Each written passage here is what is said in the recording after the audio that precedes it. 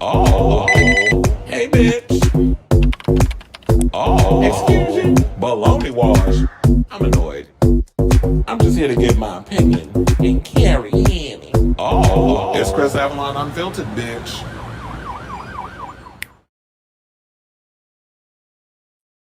Hey, everybody. What's going on? Welcome. Happy Thursday, or I would like to say happy Friday 13th Eve or day after 9/11, whichever way you want to call it. Let's go. So, welcome to a brand new episode of Chris Avalon Unfiltered. I'm your host, Chris Avalon, and for the next, who knows, it could be 2 hours, 3 hours, 4 hours, or more hours. We'll be talking about all the things going on in celebrity news, pop culture, anything that's trending on these here internet streets. We talk about it on this here show. So, before we get started, can you please do me a solid and hit that like button, that subscribe button, and also smash that notification button so that way you know when we go live with a brand new episode of Chris Avalon Unfiltered. And we have some upcoming topics. We're going to talk about the VMAs. We have to talk about the VMAs. It was a hot ass mess. So we're going to break down the stuff here. Elon Musk's daughter is going in on her father, calling him a heinous incel because he was talking about he wanted to give Taylor Swift a child. So we're gonna talk about that. Plus, Whoopi Goldberg is in the news twice this week. One, she is giving her thoughts on Beyonce being snubbed at the CMAs. And she's telling JD Vance, she channeling when she went after Nutmeg Kane, and she was like, girl, please stop talking. She said that about Nutmeg, and she said that about JD Vance because he out here talking about Taylor Swift. And you got Trump out here being all mad because he can't get a major endorsement deal. The close he can get to is who is Kid Rock, Scott Baio, and a bunch of has-beens who ain't had a career in 30 years. So that's all he can get. So, but then Kamala got Taylor Swift. And now you see that ugly no-neck bitch. Damn. 2 minutes in the show, I'm already cussing. Janine Pirro getting all mad too over there on Fox News. Man, if you don't go sit your little bony behind down somewhere. Anyway, we have a follow-up. I told you more stuff was going to come out about this whole Chester Bennington situation. So his son said that he's being threatened from Linkin Park fans. Is it Linkin Park fans? Is it, jilted Scientologists? We'll break it down. Plus, the major story that we got to get into, Danity Kane's Dawn Richard is coming out and accusing Diddy of SA and assault and said she had witnessed some beatations going down between Cassie and Kim Porter, meaning that she witnessed Diddy put paws on the both of them ladies. So we're going to talk about that. Plus, Patti LuPone is throwing shade at Madonna once again, and Madonna has clapped back, or some fans think she clapped back. So we're going to talk about that. Justin Timberlake apparently, nothing apparently touches his old saltine behind because apparently he did a plea deal and he's not going to see no jail time. We're going to break it on down. This is what privilege gets you. I don't know why anybody should be surprised. Plus, we're going to take it back because, every now and again on this show, we do talk about Boy Meets World, which is like one of my favorite childhood shows growing up. Well, Matthew Lawrence, speaking of Justin Timberlake, is spilling tea and said that he don't think that Justin liked him back when NSYNC made an appearance on an episode of the show. And gave a reason why, and things that have something to do with Danielle Fishel, aka Topanga. So we're going to talk about that. Plus, Diego Barros, as the Latinos like to say, got arrested in Texas for public lewdness. Y'all know who Diego is. If you don't know, you're going to find out on this show. Plus, Plain Jane was at the VMAs last night. And you already know she had apparently said some shady mess about Chaperone. And, every year the Drag Race girls gets invited previous season. They did the same thing with the Real World and Jersey Shore. So the Drag Race girls were invited last night to the VMAs, and Chaperone was there and she performed. She gave Joan of Arc realness. We're going to break all that stuff down. But Plain Jane showed up dressed in drag as Chaperone. And people thought she was throwing shade. But we'll break it on down. Plus, Cardi B gave birth to baby number 3 a couple of days ago. So she got herself a Virgo. Girl, you in for it. You know what? That child going to mess with you. I mean, I think it's a girl. But if it's the Virgos be Virgoing. So Cardi got herself a Virgo. Offset was in the delivery room. I don't know why y'all surprised. So we're going to talk about that and a whole lot more. If anything else came out, we'll chat about it during the show. There were some other topics I was thinking about talking about, but I'm like, I don't know if any of this is remotely interesting to want to chat about. So I'm just gonna leave it be with some other topics that I came across. Now it's not on the docket, but let me see.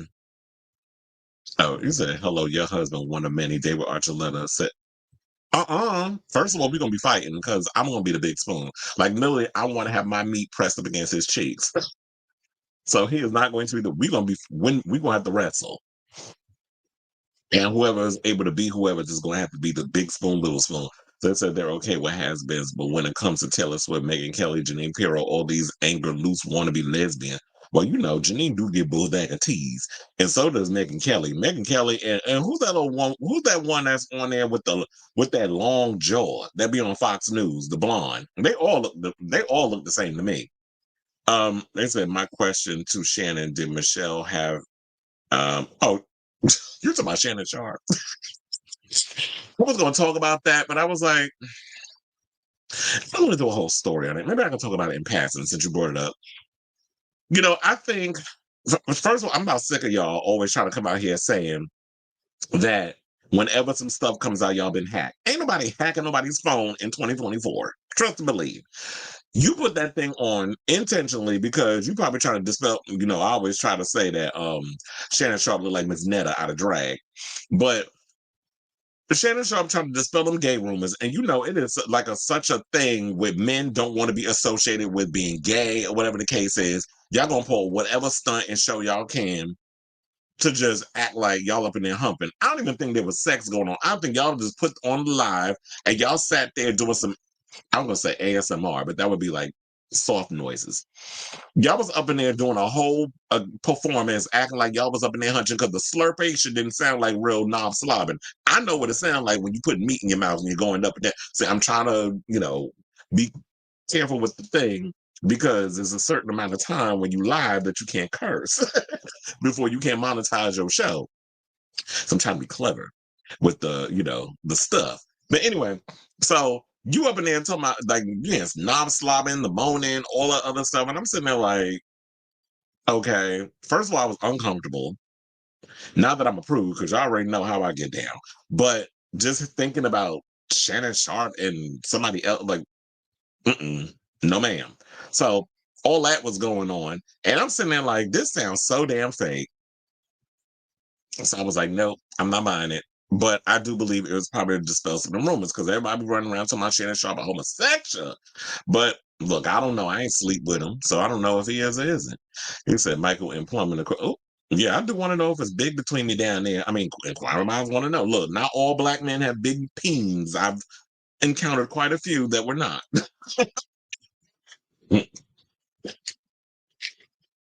But then again, I don't bottom, so it don't matter what size is which. I mean, I can play with it. They can play around with it a little bit. There's also Katy Perry. Let me get me started on her performance. We're going to talk about her performance separate from everything else.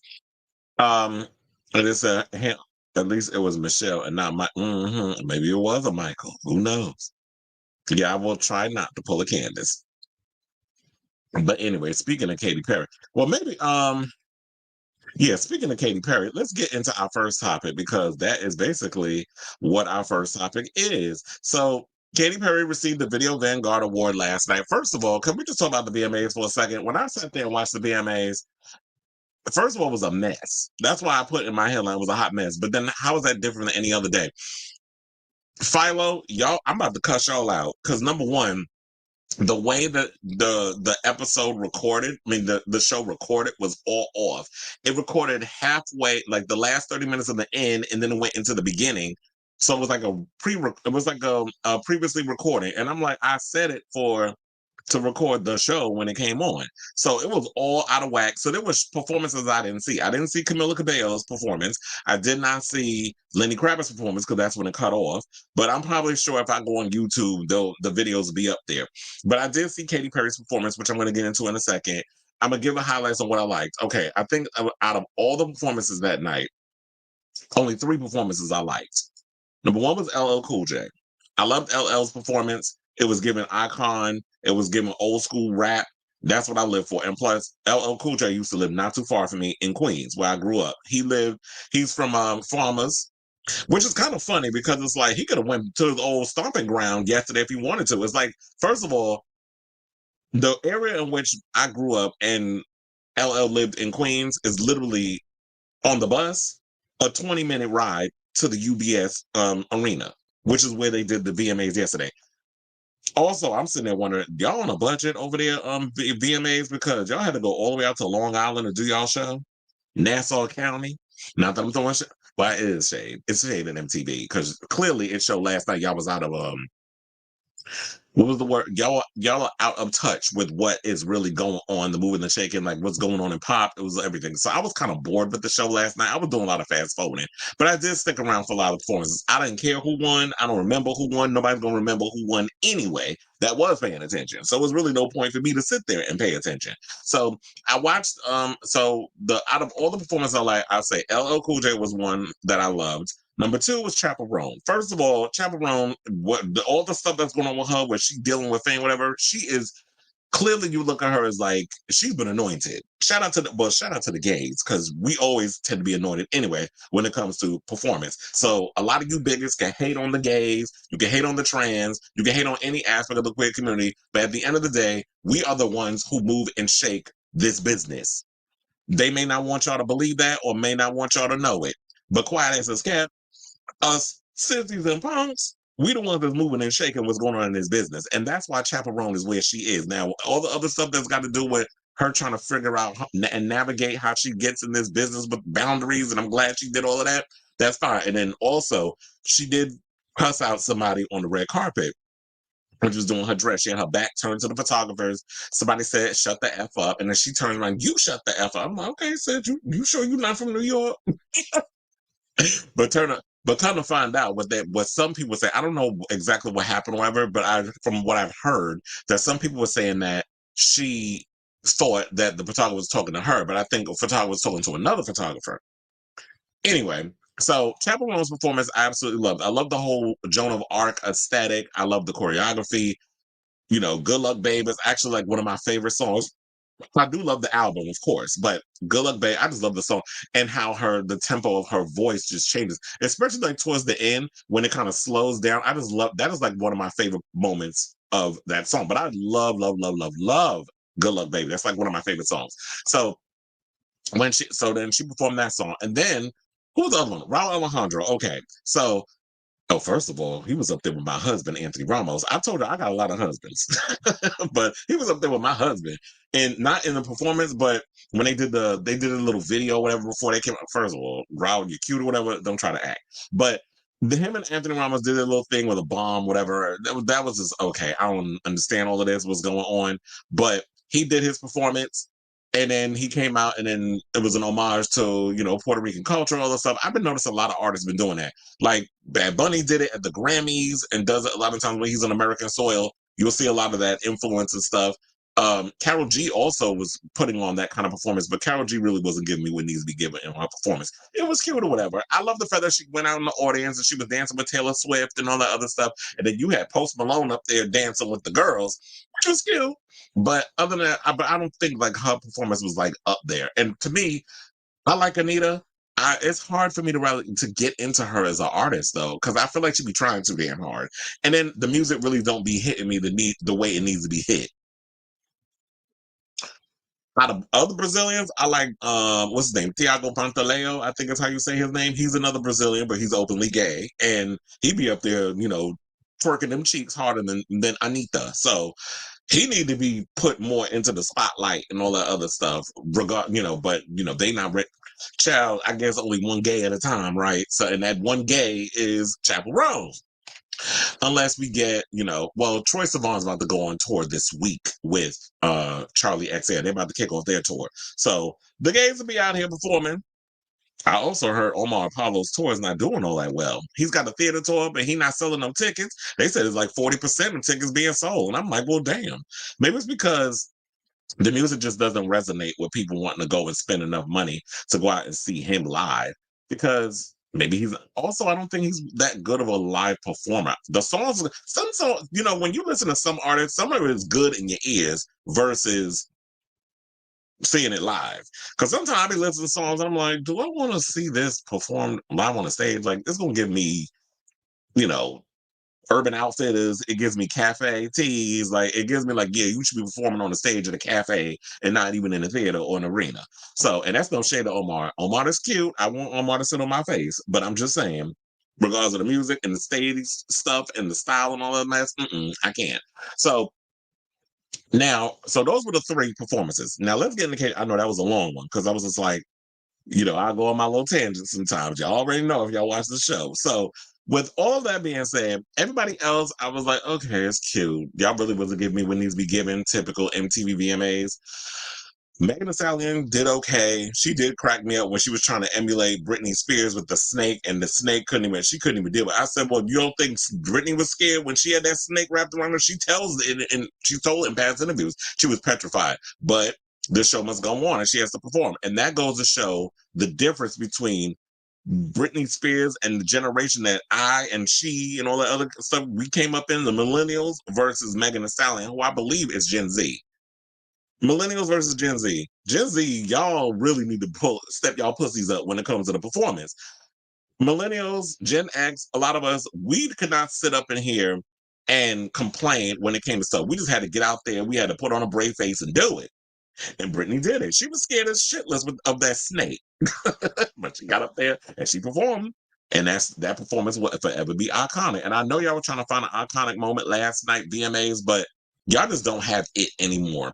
And so Katy Perry performed last night. She got the Video Vanguard Award. I thought the performance, now I'll say this, I thought the performance was cute. Is it like one of my top faves? Like, y'all sat up there with that BS and said that, what was it, the most iconic performance? I don't remember what the category was. But how the hell Katy Perry beat Madonna, Lady Gaga's Paparazzi, and all these other people? Her performance of Roar, really? She's clearly an industry plant. And I'm going to point it out because Consequence of Sound did an article that I thought was a cackle. And I need to read that to y'all in case y'all haven't seen it. So yeah, so she got up there, she performed her hits. She performed Extraterrestrial, California Girls, Teenage Dream, I Kissed a Girl, and Firework. She also, if y'all noticed, did not perform Woman's World, but she got up there and performed her latest song, Lifetimes, which I also noticed when she performed Lifetime, she only did the chorus, which I pretty much said that's basically what that album is. That song is one big chorus. It's not even, there's no lyrics, basically. There's maybe a couple of little words thrown in, but literally she's repeating the chorus in the verse first, because there's no second verse. There's only one verse, a chorus, a bridge, a chorus, another chorus, and then it goes like she's repeating the same thing. So when you listen to the song, Lifetime is barely a song, it's just a damn chorus, which makes sense as to why that's the only part she sang when she got up there at the end. And it does work in a live setting, because as far as like a song, whatever, it's dated and tired. But her performing that on a tour is definitely gonna work. And I will say this, with all the stuff going on where they had her flying around like she was pink, and then she was being thrown from one end of the stage to the other in the air, and then she's walking on top of the dancers' backs and all that stuff. A lot of the physicality that was going on in her performance, I will say, was impressive. I did think her the performance was good. But then she had to, of course, go cringe with not only talking during when she won the award about, and I did all of that on the first day of my period. Girl, we need to know that you on your menstrual cycle. I understand that women have this. I have a sister and I have a mother. I also have a goddaughter. And I've been around enough women to know about periods. However, I did not need to know this tea. And then what was even more gross was when she got up there and was making out with Orlando Bloom. And who I'm like, y'all want to sit up in here and throw shade at Madonna for talking about, she busy sucking out the youth of all, like Britney and Christina and all these other people. If you looked at Orlando Bloom, who is on the later side of 40 and is about to hit, I think he's like 47, 48, about to be 50. Orlando Bloom look old. And that's no shade. Well, it is shade. But I used to think Orlando Bloom was attractive. Of course, back in the day when I used to watch him in Pirates of the Caribbean and Lord of the Rings, which is two of his most iconic roles anyway. I can't think of no other Orlando Bloom project except Lord of the Rings and that other movie I just forgot as fast as I said it. Pirates of the Caribbean. So according to the article, they said it. So the fans was mad. Not from all that other stuff. They was mad over the fact that she was simulating bumping pocketbooks with Doechii during their performance, which of course takes a sample from Crystal Water, She's Homeless. So they said the Woman's World singer took to the stage during the VMA ceremony at New York's UBS Arena on Wednesday, September 11th, where she sang a medley of some of her biggest hits in her career. Before she left the stage, several fans took to social media to share their unfiltered thoughts on Perry's performance, with some users online saying it was one of the best shows she's ever given. Katy Perry is putting on one of the best live performances I've ever seen in my life, ever. Well, you need to get out more. One person wrote on Twitter. Katy Perry low-key eating everyone up. Hashtag VMAs, a second suggested. Wouldn't go that far. Like, literally, I just named some of the top 3 performances. She ain't eat up Chapel Roan, so try again. Katy Perry opening her VMA speech after an insane performance by saying, "And I did that all the first day of my period. Can you believe it? Is the most relatable-ish I've heard all night." Another gushed. "This is so nostalgic," someone else wrote in part. Now, watching the VMAs and at Katy Perry slate her performance, "Congratulations on the Vanguard Award," a different fan exclaimed. Added bonus was the cuteness of Orlando Bloom praising her. Hashtag VMAs, hashtag MTV. Well, of course, if you've been around me long enough, child, you know with the negatives comes the positive. So I couldn't come up in here and just give y'all the good stuff without giving y'all what some of the other people were saying. So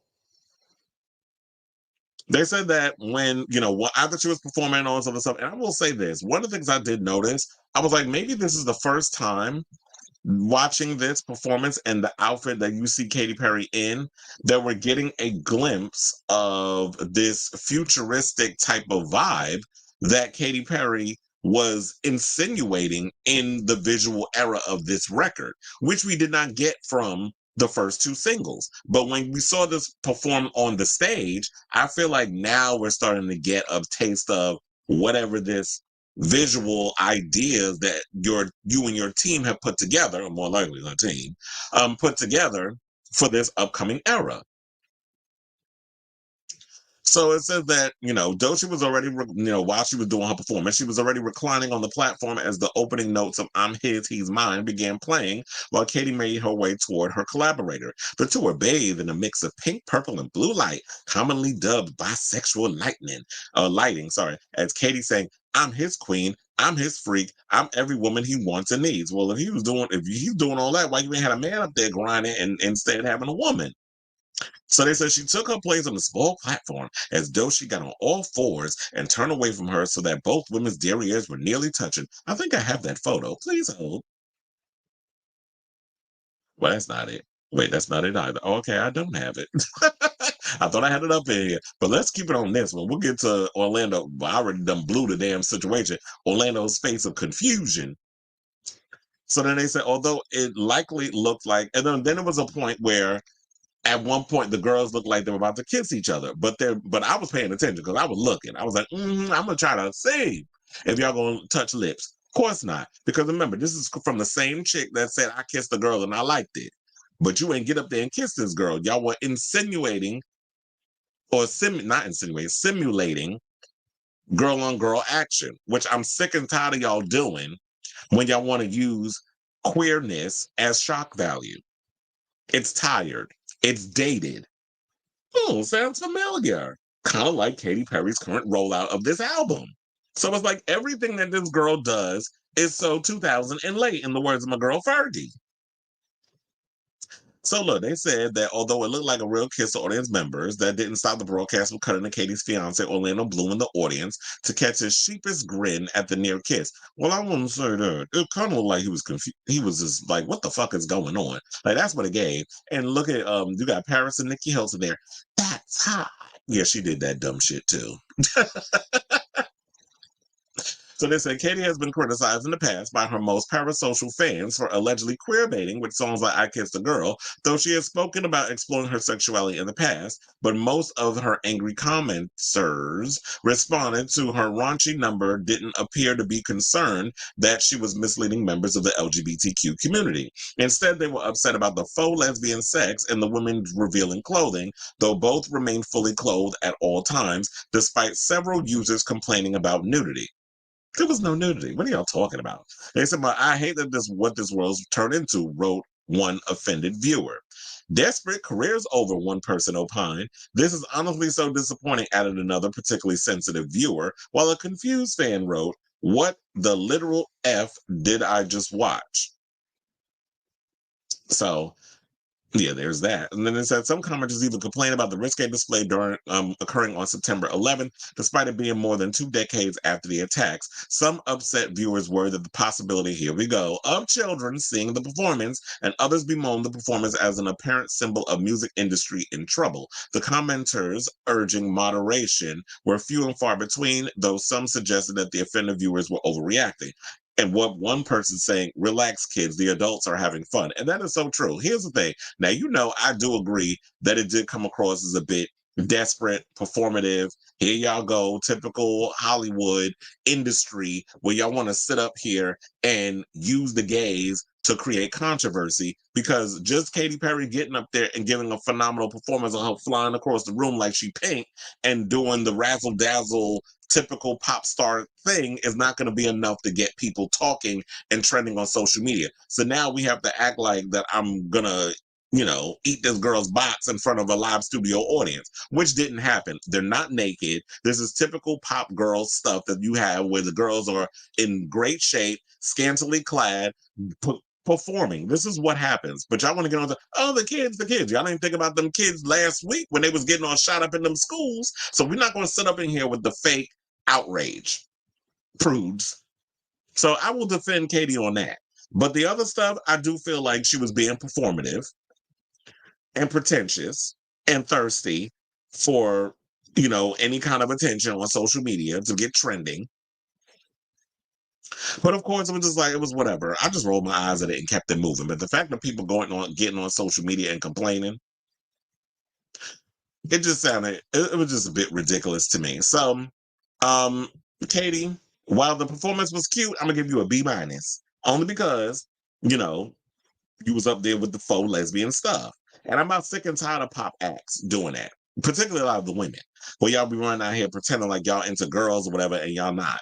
A lot of y'all been running around saying y'all bisexual, that you had sexual relationships, that a lot of you men be out here queer baiting too, and a lot of the people behind the scenes be dressing y'all up all sexual between, Harry Styles is one.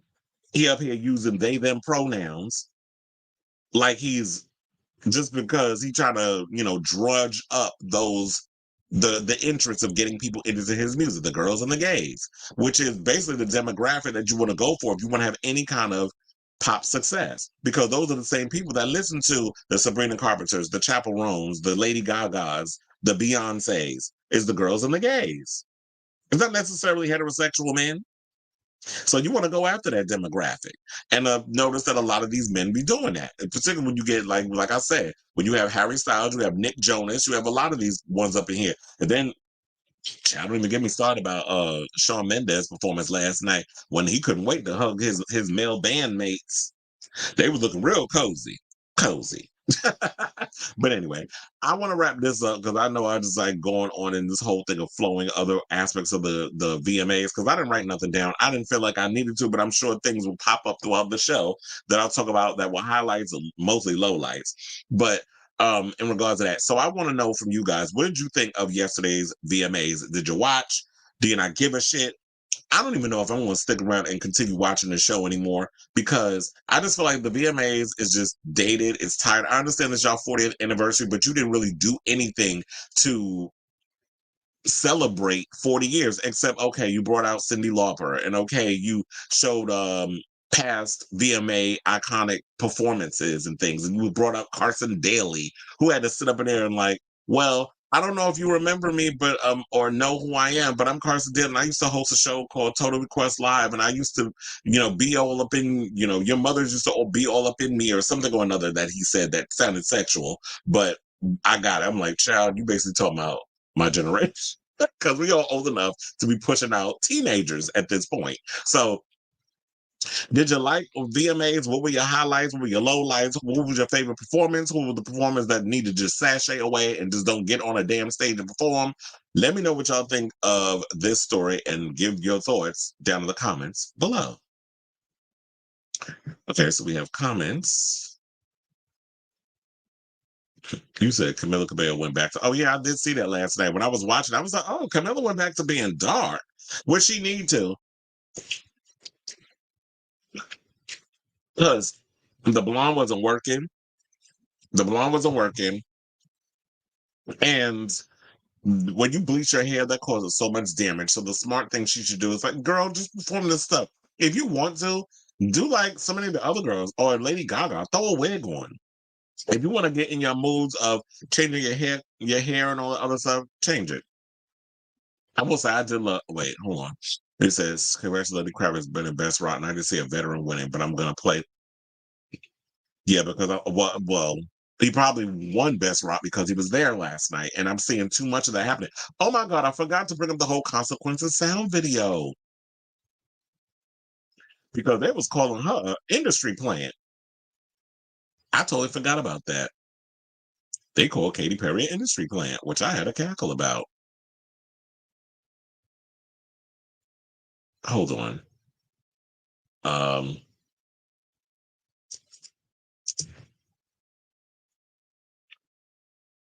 you know what? I'll make that a separate topic and we'll get into it. So, and then I'll get to the rest of the comments, but I want to finish this. Okay, so yeah, I had come across because I forgot to add that as part of the thing, which I said I was going to read y'all. And I'm like, I got so caught up in the thing, and I was like, let me move on to the next topic. So I was like, let's just make it a separate thing. So they was calling Katy Perry an industry plant, especially with all the stuff that was going on at the VMAs last night. And I thought, child is a class. We need to talk about it. So Katy Perry, according to Consequences Sound, was like because of how she won and all this other stuff, like winning multiple awards last night. That is she an industry plant. So it says according to Consequences Sound, they said the following. They said for a while there, some extremely online millennials and Zoomers were throwing around industry plant to describe pretty much any artist blowing up. Which I don't get why they pretty much say that because you could always tell when somebody's being pushed extremely hard by an industry versus someone who naturally breaks through. Because Chaperone has been on this ride of trying to break into the her and Sabrina Carpenter. Sabrina Carpenter is on her 6th album. It wasn't until she went on tour with Taylor Swift, excuse me, that she broke through. Chaperone broke through once the success of Olivia Rodrigo, simply because they are on the same label, they share a producer, which I believe his name is Dan Nida, if I'm not mistaken. But anyway, so that's how it got through. So, okay, even though you're trying to break through or whatever the case is, I'm going to go on tour. I'm going to give you a show. I'm going to show, I'm going to be the opening act. And to me, when you look at someone like a Chaperone, she fits perfectly with kind of what she's doing. She can market to a certain demographic, a lot of young girls. This is what, a lot of those young girls that love Olivia Rodrigo, you could push Chaperone on that and they'll see like flashiness, a lot of pyro, a band, a girl up there in costumes having a good time. That's basically what Olivia Rodrigo was giving on her Guts tour, which was actually pretty good. I've worked all 4 of them. So there's that. So they were talking about that both shot at the MTV VMAs, what with Carpenter's Out of This World set and Rome's Joan of Arc getup that seemed almost divinely inspired. But the VMAs also showed us what it looks like when the music industry is doing everything it can to boost an undeserving star. In this case, the mediocrity in question is Katy Perry. Ooh.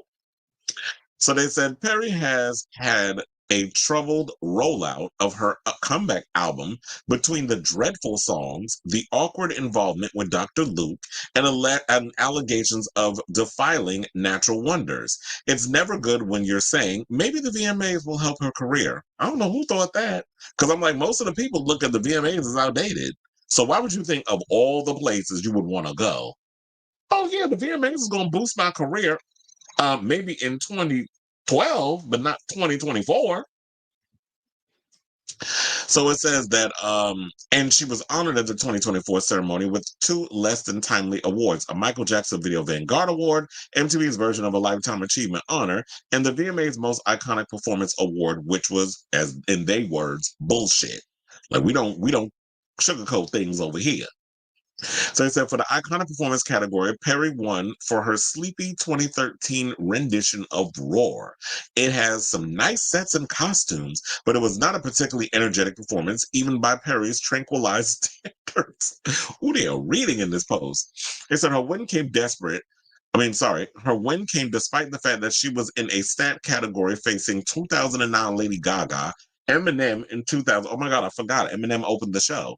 Forgot to mention that. But he gave me basically Slim Shady. It was like Slim Shady 2.0. So that's why it wasn't even a fave of mine. And them wigs look terrible. But I was underwhelmed by Eminem's performance, but whatever. But anyway, let's move on.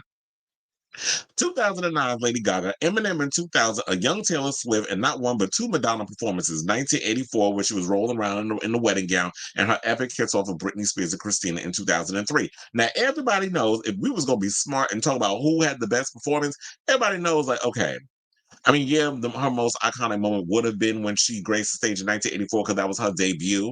And that was like when Madonna really solidified herself as that pop girl. But for people of my generation who became aware of what was going on, we would all say the 2003 Britney and Christina performance where Madonna came out as the groom, Britney and Christina were the brides, and then you had Missy Elliott coming out. And then that was the time when Justin Timberlake and Britney wasn't together. They had just broken up and all that drama that ensued with that. That was an iconic moment. Wasn't nobody on that damn list thinking about no Katy Perry's Roar. So her winning that, I do agree with Consequence of Sound. It was some BS. So they said MTV honored the worst performance in the category, and I doubt anyone but the most diehard of Perry stans would disagree. They might have done this because Perry was the only nominee willing to perform last night, or because her label made some promises or threats, or because the only reason they let vote, the only person they let vote was Orlando Bloom, but it wasn't because of the merits. Okay. Of all the world's injustices, an award going to the wrong person is pretty minor. But the next time you hear someone say industry plant, remember the 2024 VMAs, or don't. I'm not a cop. Because the most powerful people in music really do throw their weight around certain artists. If they can't make her next song better, they can at least make the VMAs a little worse. I'm like, God damn. That was a little harsh, but you want to know something? It was harsh, it was unfiltered, but it was a fact. And I do agree that there are certain artists, and this is if you listen to other artists over the years who said that they get shelved or whatever the case is, there are artists in this business that the industry will throw their weight around. Who else can y'all name off the top of y'all head at Capitol Records is a bigger name than Katy Perry? I'll wait. There's no big names on that label. That's all they have. So when you are a label who still abides by old school characteristics and you do what you need to do to try to throw your weight around, I'm like, so what's going to happen if if y'all don't give Katy Perry the award? Y'all not going to have her perform at y'all event anymore? MTV is so worried about like not having Katy Perry show up somewhere. I mean, is this going to be the end of the VMAs if she doesn't? If MTV doesn't have access to her, they don't play music videos. They haven't played a music video in 20 years. So what kind of quid pro quo type situation are y'all getting out of this? I scratch your back, you scratch mine type of situation. I don't get it. So y'all that desperate for people to come over there, MTV? Or the fact that if you notice, they really couldn't get nobody to show up. I mean, you had the people that you had perform. Taylor Swift was pretty much show up at an envelope opening at this point. So And that's no shade to her. It's just the fact that, you know what, she's just going to show up and do whatever. She got a lot of time on her hands. She got until I guess she goes back on tour again. I think she's off for like the month, and then she goes back on and finishes out the final leg of her tour. So, do I think Katy Perry's an industry plant? I've always thought she was. How's that different than any other day? I feel like Katy Perry always has rested on being a mediocre artist. She got, once she signed, she was Catherine Hudson, that first album. A lot of people don't be wanting to remember about that. But she tried to be like this whole wannabe Alanis Morissette type. When that whole thing didn't work, she jumped, and it was the perfect time. She jumped in and did the whole pop girl situation. Like, because of Kesha and all those other girls that were Gaga, all of them was coming out, Nicki Minaj, all of y'all was out around the same time. So she jumped on that vibe, did what she did, and got where she got. But here's the thing. She's a 2-album wonder, because after Teenage Dream of Witness, what y'all wasn't checking for her like that. She was able to accumulate some bops off of the later songs and make something out of it, but they wasn't hitting like all the hits were back when she did Teenage Dream. So I say all this to say, do y'all agree with that story of Consequences Sound? Do y'all think Katy Perry is actually an industry plant? You don't have to agree with me, because that's what we do over here. We don't always have to agree. Just be respectful about our disagreeing. But let me know what you guys think of this story in the comments down below.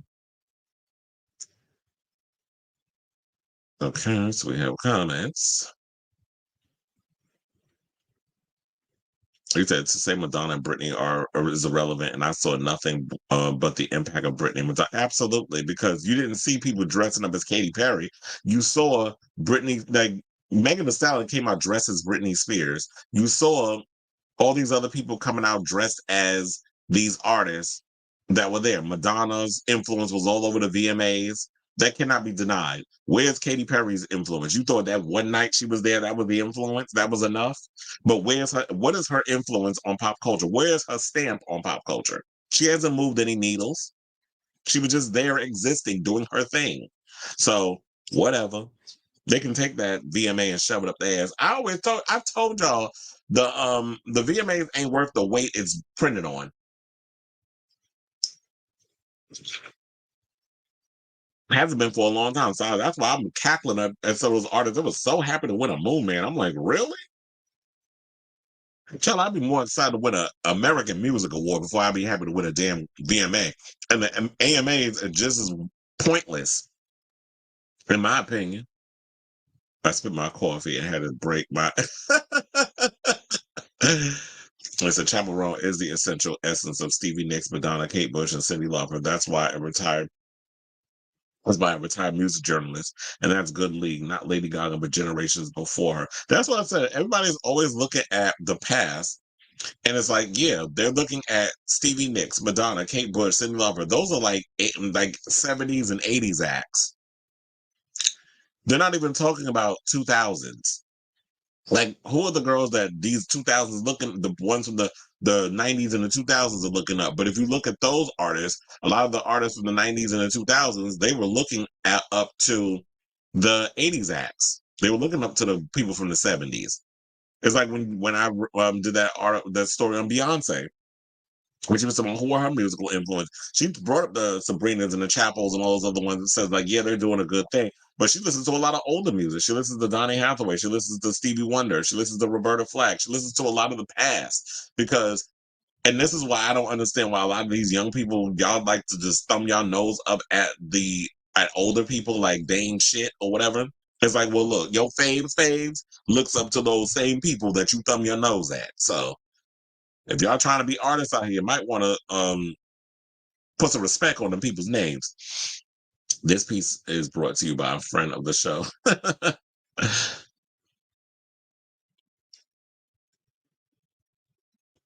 Actually, I did see that. That from what I'm hearing, that tweet is actually did not come from Travis. They said that it might be that it's a fake tweet that he hasn't responded. Because I saw that a couple of hours ago. So I mean, I know a lot of people want Travis Kelce to come out and go in on him. He may address it on his next podcast with his brother Jason. I would think that would be the thing to do.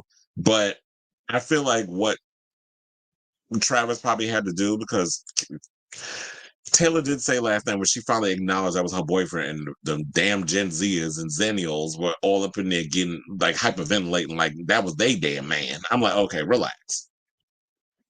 When she was like, "Oh, that's my boyfriend, and he's the kind of sweetest person," maybe with him being a nice guy, or whatever. It's. But some people ain't like me. Like I'm very well. I'm not as reactionary as I used to be. Sometimes I do now take a breath because I have to watch it. Back in the day, you couldn't tell me nothing. I was reckless with my reaction towards things, but I've had to calm down. So, um, I don't know if he would be him. I know a lot of people want that, but I feel like he'll come out and say what he's gonna say sooner or later.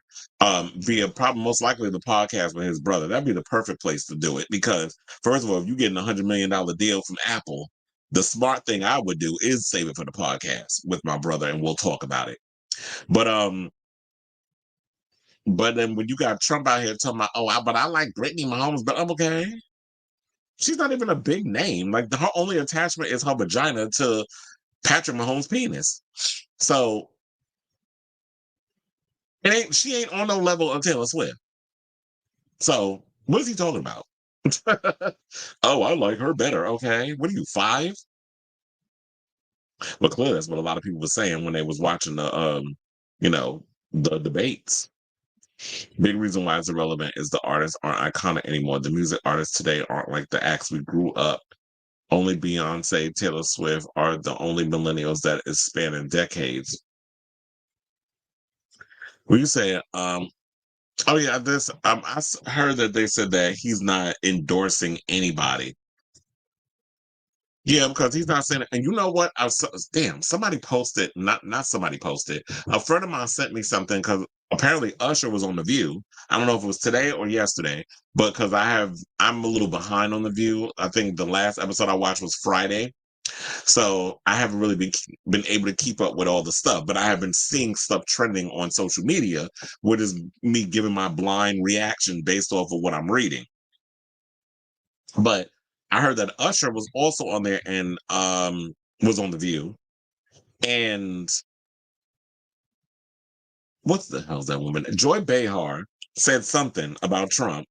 And I think that Usher kind of got in the same situation where you're talking about how Patrick is saying he's not voting for Trump or saying who he's not voting for. And Usher was kind of took that same stance, saying like he basically didn't say whether or not he was voting for Kamala Harris. Now, the one thing I will say about this that I don't like from people, stop trying to tell people who they should vote for. Or when you get certain people like a Joy Behar who irritates me at times when she gets in the whole bag about, her Zionist views and stuff when she's on The View. This whole thing of we get how much of a horrible human being that Trump is. We know he's an asshole. We know he's just disgusting. We know he's out here talking about eating dogs and cats. And child, that was like one of the funniest moments. And like, what the hell is this man talking? Like, there was a many moments on there where it was just like, what the hell is he talking about? But the eating dogs and cats thing, and it's just like, stop trying to tell people they should vote for it. Now, everybody in their right mind, I don't know, why would you even think to vote for Trump? And the fact that there's a part of the Republican Party that look to him as being like the future of this country, when it's like, why don't you just find a rational Republican? Maybe they'll have to do that next time. In the next 4 years, y'all are definitely going to have to go back to the drawing board and re-strategize. Because what y'all have turned this Republican Party into is just trash. You said Sarah had me screaming for her ways of falling for. Oh yeah, I didn't watch the episode, so it was like, yeah, I don't know. Sometimes Usher irritates me. He another one I said should have came out the closet, but that's a whole nother topic for a whole nother day.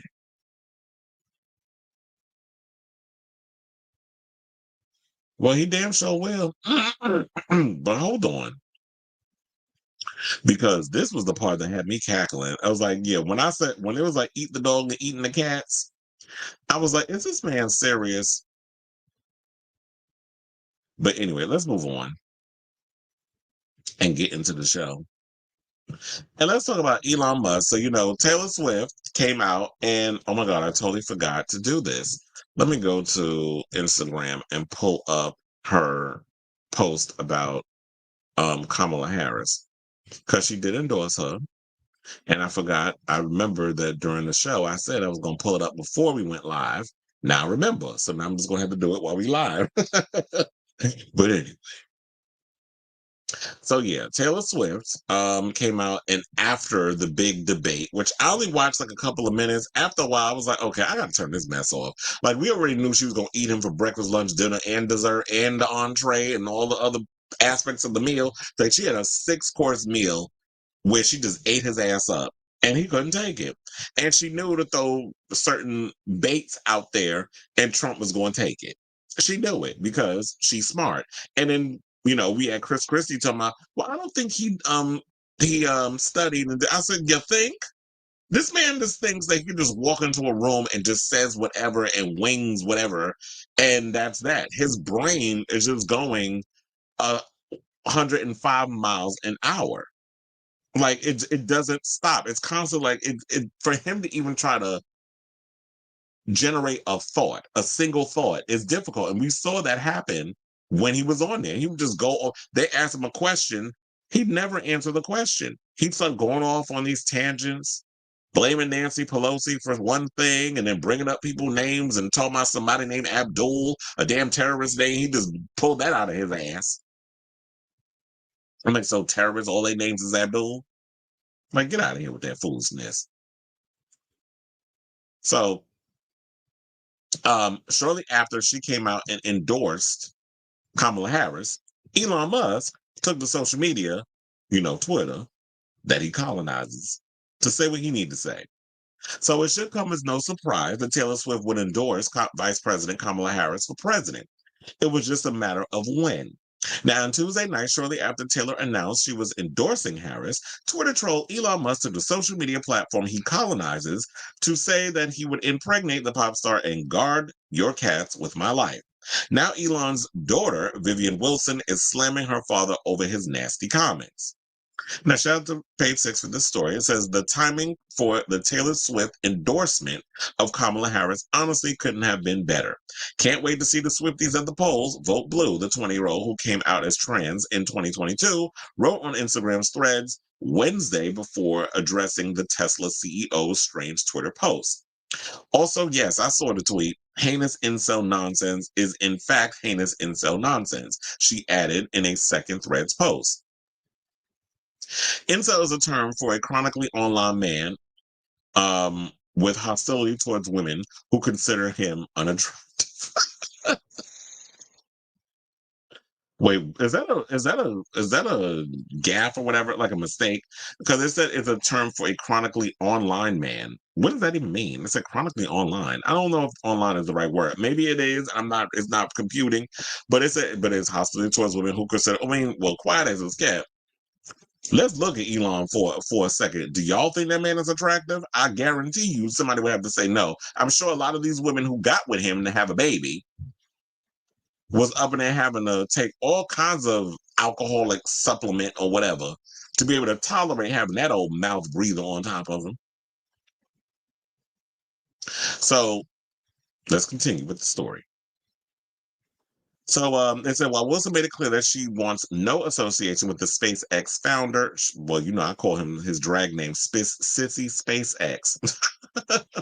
She felt it was important to speak on the matter, saying, I really am not the biggest fan of this subject. I am my own person with my own name after all. However, I just feel like it had to be said, even if it's incredibly self-evident. Cheers, she concluded. Musk, who fathered 12 children, shares Wilson with his ex-wife, Justine Wilson.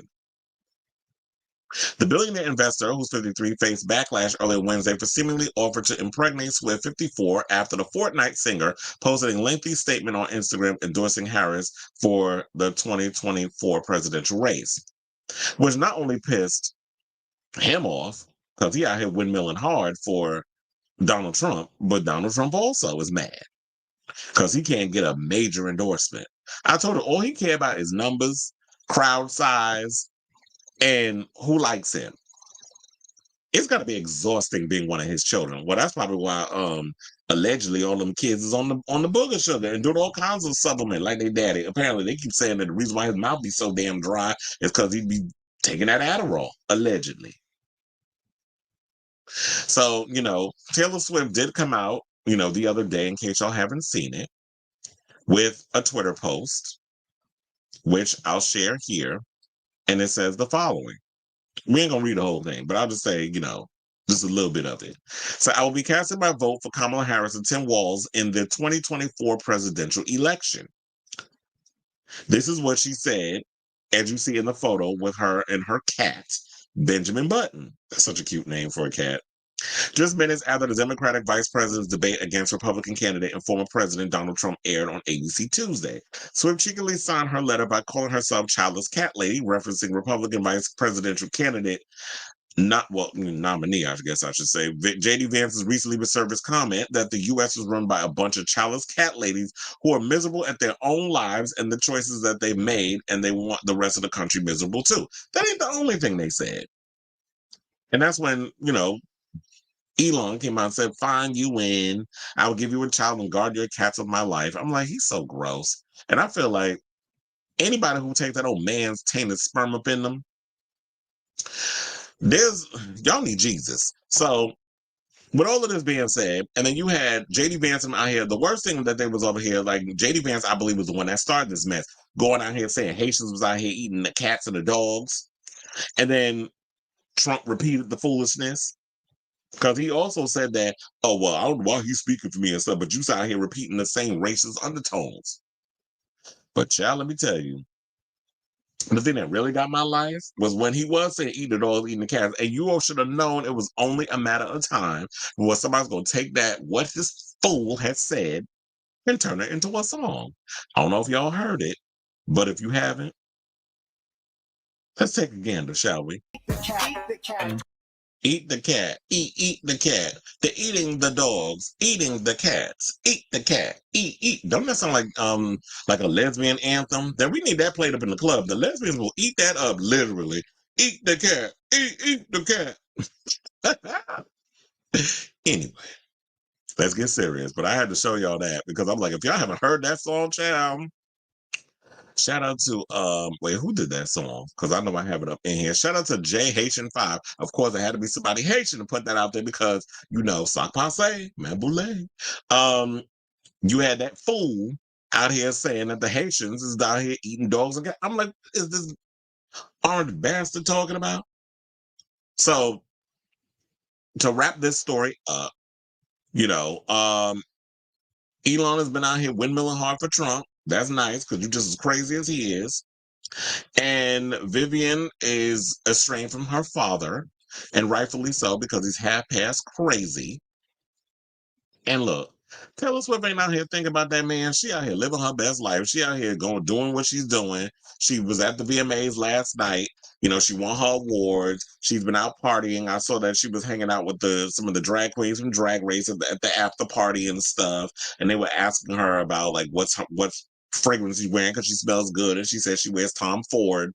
I'm like, well, that's cute or whatever. But what strand of his is you wearing? Because Tom Ford has many a fragrance. But that's why she's gonna keep that a secret. But anyway, so I say all this to say, what do y'all think of this story? I like when Vivian comes out and throws shade at her damn father because he's a loser and he's an idiot. So let me know what you guys think of this story in the comments down below. Okay, so well, we'll get into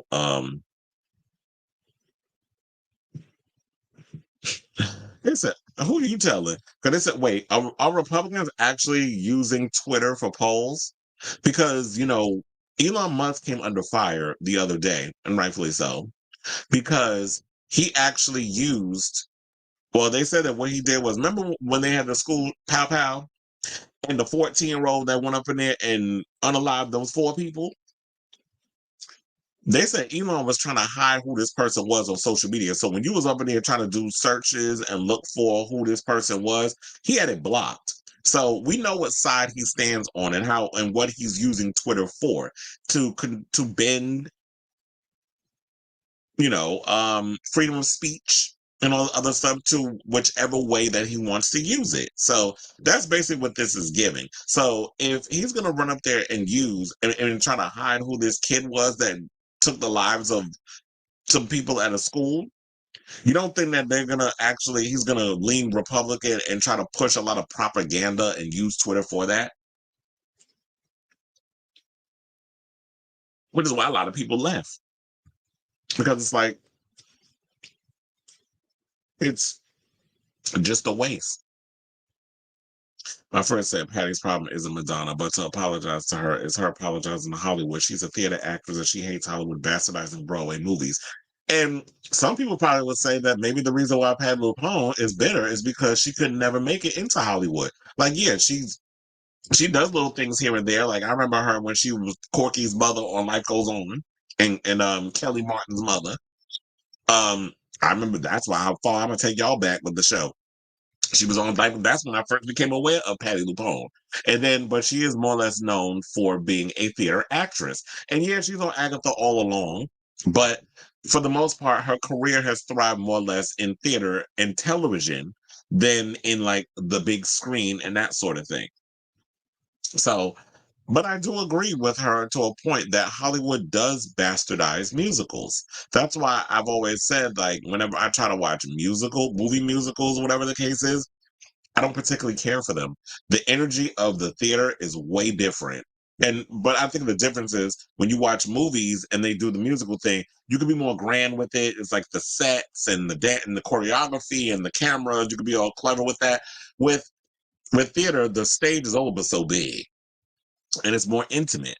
And it's like you got to use your imagination a lot of times when it comes to the stage setting and all that stuff. So it's like without using talent and taking a chance to let others expand the portfolio. And another thing too is that they don't never let theater artists cross over into movies and that sort of thing. I just saw a live performance of Aaron Tveit, who I be forgetting about him sometimes, but he's another cutie. Him and JoJo, who are doing Moulin Rouge. And I watched that performance. I was like, JoJo, I love you, but no. I don't think it was that she's bad. It's the fact that those song choices, I'm like, y'all singing Pink's Raise Your Glass and all these other stuff, and y'all trying to give more like a theater Broadway version of those songs. I'm like, this don't work. Like, it's the difference between theater and being a pop star. And yeah, you could be theatric on stage, but it's just when I'm watching those, I'm like, these songs are not working. Why are they having y'all sing these songs? Whatever. So it said, plus she'll never address Andrew because Andrew can cancel her and destroy her career in theater and Hollywood. Oh, you talking about Andrew Lloyd Webber? Yeah, she won't go after him because Andrew Lloyd Webber, is an icon. I mean, shit. You about to have Nicole Scherzinger hit the Broadway stage doing one of his shows, Sunset Boulevard. I used to call my roommate Norma Desmond because he was so damn dramatic. He never understood the reference, but if you're an older homosexual, you get it. Because me and my other roommate, we actually would cackle at that. At that, okay, it said Trump cancels. Of course he is, because he got his ass beat. It's funny. Felix's popular was like, of course he would, but yeah, it's like, yeah, he canceled the second debate. Because the funny part was Kamala Harris was up there talking about, oh yeah, I'll spank him. I'm like, she ain't say I'll spank him again. That's me.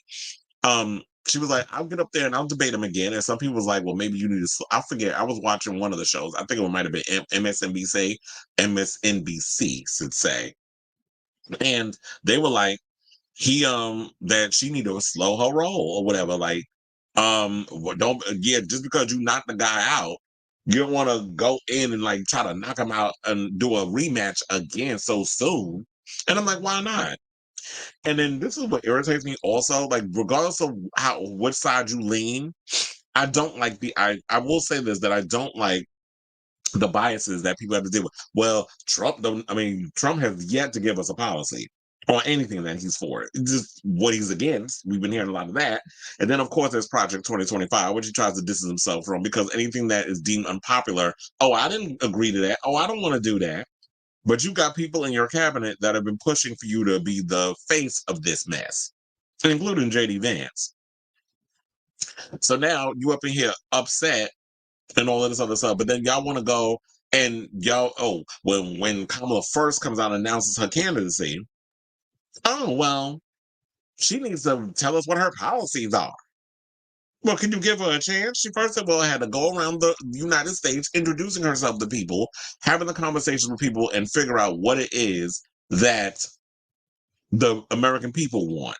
And then she had to judge her campaign around that, not what Biden is doing, because she's the vice president. Vice presidents don't have as much power as y'all think. Y'all think, oh, just because she got vice president, that she has a lot of power. No, the president is the head of the snake. Cut off the head, another one grows out. So it's not, so she don't have as much power. She has to come in with her own identity and her own thing, and not just be running off of someone else's policy. So now she let y'all know what her policies are. She let you know on her website.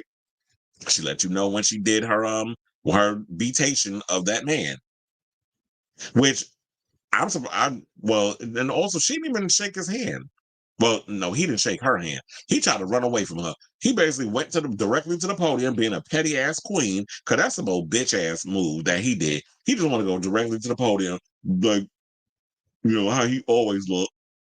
Well, he don't have lips, so you just gonna have to just look, all that cotton mouth, and then got no lips because he white. So making that ugly ass face that he always does, looking slow, and he couldn't keep his eyes open. He didn't even look at her. Just being disrespectful because he's scared of black. He's scared of her because she's a woman. She's a strong woman, and she's a woman of color.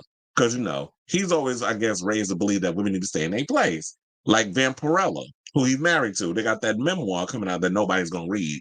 Because I guess she's just gonna go to every Fox News outlet and talk about it. Because I don't know one person that's gonna buy that damn book except Trump supporters. And you ain't gonna learn nothing when you read it. So why waste your time? Now, even though, I did show this one already. Okay, so now we into not that. So now that we on the whole political thing, let's get into The View, because we have two stories regarding, excuse me, Whoopi Goldberg. So, hold on. Okay, so Whoopi Goldberg, told Donald Trump's equally idiotic running mate JD Vance to stop talking after the candidate for vice president spoke out against Taylor Swift. Oh, the famous line where she did the nutmeg McCain. Girl, please stop talking. Please stop talking right now. Remember when she told her that because Megan would shut the hell up when she was on the show? And then Whoopi ended up apologizing, which I wouldn't have. I'm like, sometimes some people need to shut the hell up and listen and stop always running off with their damn mouth. And so Nutmeg was one of them, and JD Vance is the next. Because he always just talking out of, his mouth over some BS. So Whoopi Goldberg, who once famously told Nutmeg McCain, girl, please stop talking on The View, has retracted some stern command for JD Vance to shut up about matters related to Taylor Swift. Now, on Thursday's episode of the talk show, the Oscar-winning View moderator, well, we need to call her an EGOT winner because she's more than just an Oscar winner, but whatever. Just a nitpick. Introduced a topic about Swift's endorsement for Democratic presidential candidate Kamala Harris and how the move has upset many snowflakes like Vance, she said. The show then played a clip of Vance saying the most voters aren't influenced by a billionaire celebrity who I think is fundamentally disconnected from the interests and the problems of most Americans, especially because he thinks the rising inflation costs don't impact Taylor Swift on a day-to-day level. Well, I don't know does it? I would like to know, like, what I know, but some people, if I'm curious to ask, okay, so now are rich people affected by inflation? Some people say, well, what are you complaining about? You have enough money, you can afford it. That would be the attitude. But I'm sure, like, the rest of us who don't even have, like, 10% or even 5% or even 1% of Taylor's income, we feel it more. At least I would think.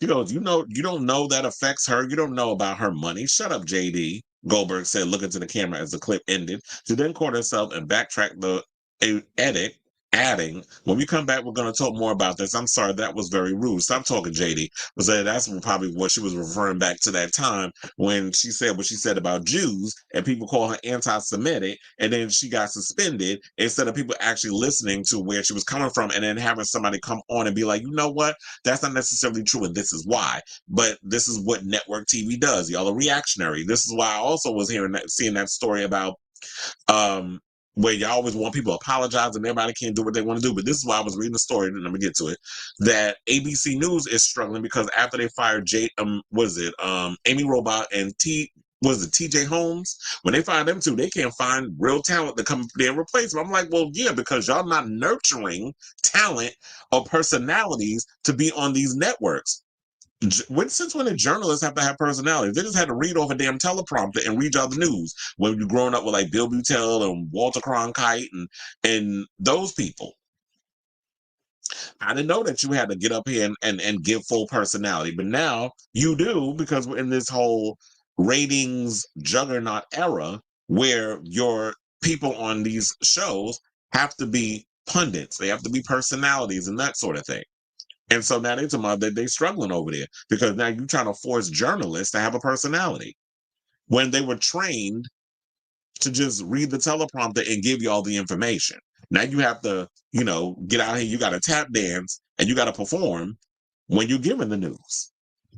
Because this is the era in which we're in, which is why maybe that y'all need to the network need to start changing up and look to a lot of us out here self-made YouTubers and TikTokers and things of that nature who have created our own platforms and give those opportunities to bring those numbers in, because the journalists ain't giving what needs to be given. They over there doing their, what they were trained to do. So trying to find that talent is not going to work. But for me, and what Whoopi Goldberg said, I'm like, why would you have to apologize? Like that whole when they go low, we go high mess, that we didn't throw that out the window. Quiet as it's kept. Michelle Obama didn't even follow her own advice when we still had the DNC. So why everybody else all of a sudden have to do that? Because, like I said, y'all be worried about them damn overlords at the network, who I'm sure lean Republican and probably will be secretly voting for Trump, but they want that liberal coin. Where it's like, if you come out and you say something, then all of a sudden you got to apologize, or else you're going to get suspended. You're going to get fired. Then people get on some, they need to be fired. Because they do the same thing every time somebody on a liberal network says something they don't like. But them old nutbags over there at Faux News can say whatever the hell they want to say, and there's no reprimanding of them until you end up like a Tucker Carlson, where the network has to pay $70-some-odd million for spreading lies and vitriol. So I guess that's where we are. But yeah, when the whole thing of, but I don't know, it kind of like, I get that she was defending Taylor and we don't know her money situation. But when Whoopi, I almost call her Wendy, when Whoopi gets up there and goes, you don't know about her money, it just gives me typical Whoopi Goldberg, who will opine about, my taxes, this, that. I'm like, but you're rich. So it's not like you're at a disadvantage versus us regular folk who are really having to rob Peter to pay Paul and barely scraping by. So sometimes when she get up there with that that money stuff and worry about how much money she got to pay, I'm like, anybody tell you got to be up here taking care of your daughter Alex and her whole family? That's something you decided to do. So she said, the reason why I apologize is because I hate when pundits tell me to shut up. It's not a nice thing to say. I do take it back, but the implication is hush. I was at co-host Joy Behar then speculated on why Swift's endorsement of Harris triggered so many Republicans. She said, because we have one of the biggest stars in the world on the Democratic side. She said, because before jabbing actor Scott Baio supporter of Trump, saying they have Chachi. Well, the way she delivered it is kind of funny. And it's like, yeah, that's so true. They have Kid Rock, Kevin Sorbo, who ain't had a career since Hercules was canceled, Candace Cameron Bure, because her crazy ass, and an even lunatic of a brother is voting for him. And, a bunch of has-beens, Ted Nugent, a bunch of people whose careers is pretty much in the toilet. But then when you look at the Democratic side, they have big celebrity names, which this shouldn't be a contest of celebrity endorsements. But if y'all going to sit up out here and boast over one thing, you can't get mad when the famous person that endorses your opponent is bigger than the people you got on your side. Because that's what it always sounds like when it comes to Republicans. It's always a dick swinging match when it comes to size or whatever. What is y'all obsession with size? Y'all be obsessed over crowd control size, the amount of ratings that you garnered, that's all this man care about. And that's probably why he went bank. Like the one number, he ain't really fixating on the fact he went bankrupt 6 times. Why he not focused on that? But he worried about the amount of people that show up at his rallies, the ratings on anytime he gets up on stage. And maybe that was once great, but it doesn't seem like that is there anymore. And I feel like there's a lot of Republicans that are tired of him too, because I feel like from what I've read, if I'm not mistaken, they said over 200 Republicans, named Republicans, have gone over and said, I'm supporting Kamala Harris. So I said this to say, what do y'all think of this story? Whatever your thoughts are, whatever your political thoughts are, or whatever your thoughts are on this subject matter, let me know in the comments down below. Okay, so we have some comments, and Robert says, here's why they're mad. We have Taylor Swift. Yeah, exactly. And it says, some people said Taylor looks like she got Botox. Well, she might have. I mean, which I don't understand. Like, girl, you're in your mid-30s. You don't need to get, well, she's actually in her, like, some people get mad when you say this, but yeah, your 30s is kind of like your midlife already. Like, because then after that, once you get that halfway point, then you get to your 60s, which is the time when you can when I think you have to apply for AARP. I got a long ways to go to to get to that point. Or is it 50 when you have to do it? I think it's 60, right? Anyway, and it said let's not get into child. Yeah, let's not get into looks. Because there's one thing that was trending on social media, that there was some woman that came out and said something about that she don't understand why they voting for Trump or whatever the case was. And they tried to say it was Juliette Lewis. It wasn't even Juliette Lewis. Y'all set up in there don't know the difference between Juliette Lewis and any other person. I'm looking at this lady, I'm like, Juliette Lewis' face. Like, I don't think that's her. And then come to find out it wasn't her. Because I'm like, Juliette would not do that to herself. Now, I know she would get a little Botox, but she wouldn't just like take a full on scalp and hack up her face like she was Jocelyn Wendelstein. It said Trump has Kid Rock. That part too. I hope that Hulk Hogan movie does not happen. I heard that there was that Chris Hemsworth was supposed to do that movie, but then it got canceled. But then I'm hearing another one's supposed to come. So I really hope that Hulk Hogan movie doesn't happen, because we don't need a movie about some old bigot. Like, I understand what his legacy was as being one of the biggest wrestlers in the 80s, but what he's become now, like, no. Size Queen T. Okay. I did not see what you tagged me. Because I have not been on TikTok or any of my other social media platforms. Like, literally, I woke up this morning, my Facebook messages was over 100. I'm like, God damn. First of all, I couldn't even get on my social media yesterday because they said I had posted something. I tried to share something sexual. I'm like, that's a damn lie. So I don't know what's going on with y'all algorithms over there on Facebook, but y'all need to fix it and stop lying on me and saying I'm posting things that I'm not posting. So, or y'all algorithms be out of control and saying that things are sexual when they're not, or violates community standards. So there was that. And then, I was busy working the concert last night. By the time I got home, it was damn near 1 o'clock in the morning. I was trying to stay up and be like, you know what? Maybe I should work on a couple of topics. I couldn't. So that's why our show started late, because I was working on stuff this morning. So it took me a while. Um, I I know you are coming in late, but that is one of the topics that we discovered earlier in the show about Katy being the industry plan. I talked about that when I talked about the VMAs in the beginning. So it is a separate segment, because I almost forgot to bring it up about the industry plan thing, because Consequences Sound did an article on it. And so I came across it and I saw it and I was like, oh, I need to bring this up. But they said, I want to see The Apprentice, but they're trying to stop the film. I do want to see that movie too. I saw stills and I've heard things about it. There's a scene where they said that Donald Trump SA's Ivana, who was buried on the lawns of Mar-a-Lago. I believe it. And I heard one of the producers dropped out too. Please warn us that Diego Barros posted. I mean, there is, and I'm going to have to be real careful with the pictures I share during that segment because there are peen shots in that article. I did put them in there.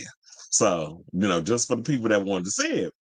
But yeah, that Diego Barros story, child, when I saw that, I gagged. And so I tagged you on Twitter about Tate McRae's birthday dress and how people. Oh, you talking about. Hold on, let me see. I did not see it.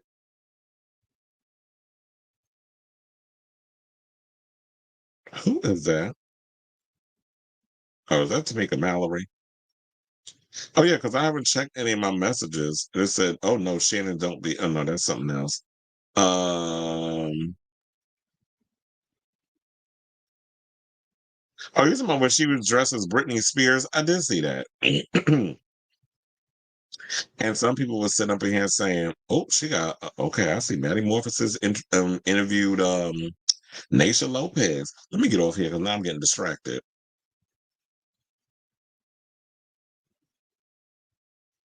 But yeah, I saw it. I just didn't know what the article it was. Who is this? Tired Tyrese. Tyrese is so damn tired. I'm so sick of him. Oh my God, there's more story to this whole situation. I did not know that there was more, so now I'm probably going to have to pull this article up to go with today's topic. Where somebody sent me something in regards of the tea behind what people witnessed Diddy abusing the women and the celebrity names that are coming out. So please hold as I look for that article real quick. I'm about sick of Tyrese. Oh Lord. So now Nicki Minaj went after Stephen A. Smith. Okay, so I found it. Um, is that it? No. I know I hate doing this in front of. Wait, I was about to say I better have pulled that article up because I'm like I can't do a show if I ain't pull up the damn thing. But okay, so I got it. Now let's read the rest of these posts and then let's get into the show. So, it said not trying to institute anything, but most Trump supporters are not, and some of them that did actually, and some of them that actually went to college. I don't understand how y'all follow into that. It's like people with money, they sit and fall behind him. Who's Chad McQueen? Why does the name sound familiar? Hold on. Why did Chad Michael Murray come up first? Oh, entrepreneur, founder of McQueen Racing. Oh, he's the son of Steve McQueen. He was in wait, he was also in The Karate Kid. The only one that I'm the only Steve McQueen that the only McQueen that I'm familiar with is Stephen R. McQueen, who was on The Vampire Diaries. He was cute too. I was like, whatever happened to him? We don't really see him out and about. How old is he? 36, and he's 6 feet. Oh wait, that's Chad. No, okay. So Stephen R. McQueen is his grandson. I got that mistaken. I thought Stephen R. McQueen was Steve McQueen's son, but his father was Chad McQueen. So his father passed away. So Chad McQueen is the father of, well, it says, why does it say sibling though?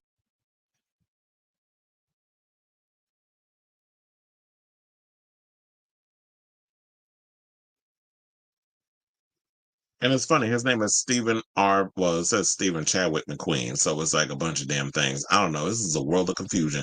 Because it says that okay, so Steve, now I read it right, so I'm bugging. So yeah, Stephen R. McQueen is Steve McQueen's grandson, and Chad McQueen's and that his father is Chad McQueen. So now I know who he is. So he was like, so I'm like, he's a nepo baby, and maybe he doesn't have to work post Vampire Diaries. I didn't know he was so young though. He's 36 and 6 feet tall. He said, yeah, he started to cry. I don't know. I don't remember him in that. I may have to rewatch that movie again because I was so fixated on, the two that's in Cobra Kai, who y'all remember the characters from the original Karate Kid. It was Daniel's son, it was Mr. Miyagi, and then it was and that whole drama surrounding that, and the boy that was picking on him, and all the people they bring into the season. First of all, I keep forgetting. I need to finish this previous season of the Karate Kid. I do need to catch up and watch that. But anyway, let's move on. And other Whoopi Goldberg The View news, we did talk about in the last show that about Beyonce being snubbed for Cowboy Carter at the CMAs, which a lot of the fans were pissed off about. When I looked at it, I'm like, I don't know why y'all surprised, but that they would do something like that they would basically snub her and be like, well, we don't think that her brand of music is for us. And then I've seen some people, oh, we're going to nominate her. And then some people was like, well, she did say it's not a country album, it's a Beyonce album. So Whoopi Goldberg, basically, they talked about it on The View during Hot Topics and basically said that she doesn't feel the CMA snubbed her when it bestowed her Cowboy Carter album with 0 nominations. She said, I don't think she was snubbed. I think they just it wasn't for them. She insinuated that she wasn't really shocked by Beyonce's 0 nominations at the Country Music Association Awards. Well, this is the question. Are you surprised? She fired off the rhetorical question. Legal expert Sunny Hostin found it especially baffling that Beyonce's Jolene never failed to get any nomination, especially, given Dolly Parton's high praise of the song. Saying, I felt that when the Queen of Country sort of passed the baton a little bit for Jolene, which was an incredible song on her album and Texas Hold'em, 2 incredible country songs, I thought she would at least get nominated for those 2. She ultimately shared her advice from, Jesus Christ, there's so many writing mistakes in here. That's why I'm like, who wrote this? A Showbiz. Child, you need to file whoever's over there. Because that don't make no damn sense. You said she ultimately shared an advice. She ultimately shared advice from her mom. Saying, my mom always told me, find the audience is looking for you. This audience isn't looking for her. And this is what I agree with. I'm like, I really wish that they were saying it without saying it. Y'all know damn well it was some damn racism. The fact of the matter is, country music started, the roots of it, blues and all that other stuff, folk, started from black folk during slavery. It was colonized and became what it is today from white people, which happens a lot when it comes to music. A lot of people don't know that rock and roll was created by black folks too. Even though y'all want to call Elvis the king of rock and roll, when there was so many other people, Chuck Berry, Little Richard, so many others that came out that were doing country, that were doing rock music as well back in those days. But when you look down upon, when you look at it, it's like, here we go. Typical, we got to watch what we say because the overlords at ABC, we don't want to be accused of nothing where the white people going to come down on us and I'm going to get suspended again. That's what it felt like when it was what her that was saying. But since we not occupied by ABC, I'm going to say it. It was blatant racism. They wasn't saying it for Beyonce. But I do agree with what Whoopi said. Find the audience that's looking for you. So it's like, as long as you made what you made, I'm gonna make a country album because they threw shade at me when I performed at the CMA Awards with the chicks. I was I was hit with a lot of racist comments and all this other stuff. They didn't want me there, blah, blah, whatever. So I'm gonna show y'all. I'm gonna do all the research. I'm gonna put all the work into it, and I'm gonna give you a country record. Now, whether you feel that it's a country album and you don't, or you like the album and you don't like the album, or this country ain't your thing, whatever the case is, that's for you. Because as people, art is subjective. So whether you rock with it or not, she made what she made. Now, sitting up in here getting mad over people not featuring you or wanting to invite you into their space, okay, that's fine.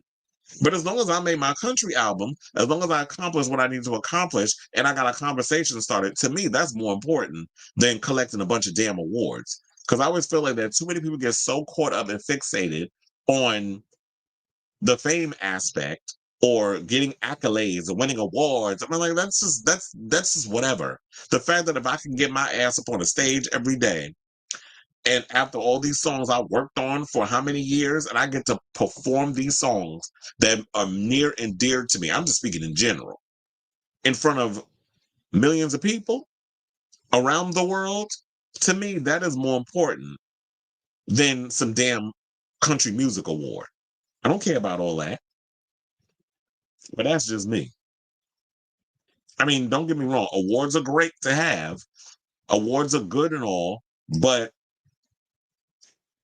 that should be your only goal.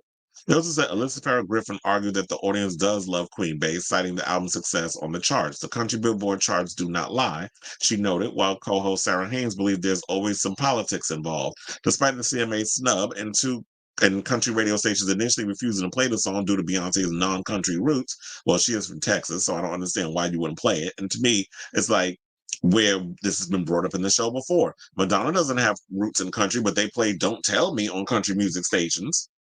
This has been brought up many times when we talk about this conversation on the show. So if you can make exceptions for other people, why can't you make exceptions for her? Because I guarantee you, if Lady Gaga put out a country music album tomorrow, if Katy Perry decided to stop all this buffoonery with these old kids bop songs that she making, and decided, you know what, I'm going to give you a country record. Finally, I can give y'all what I was trying to give with Katie Hudson, but y'all wasn't featuring it when I came out back in the day. So now if I decide to give y'all that watch them push her on the charts. They always welcome white folks with open arms. But whenever black people want to do certain things, oh no, you can't come in, you can't sit with us. That's what it gives. So if the songs were doing well on the country charts, if Cowboy Carter did well on the country charts, then she should have been included. But the fact of the matter is, if they don't want to include her, I would have been like, that's fine. I'm not going to sit out here and fight and push and whatever so y'all could accept me and get me in your room. Screw your room. I'll build my room.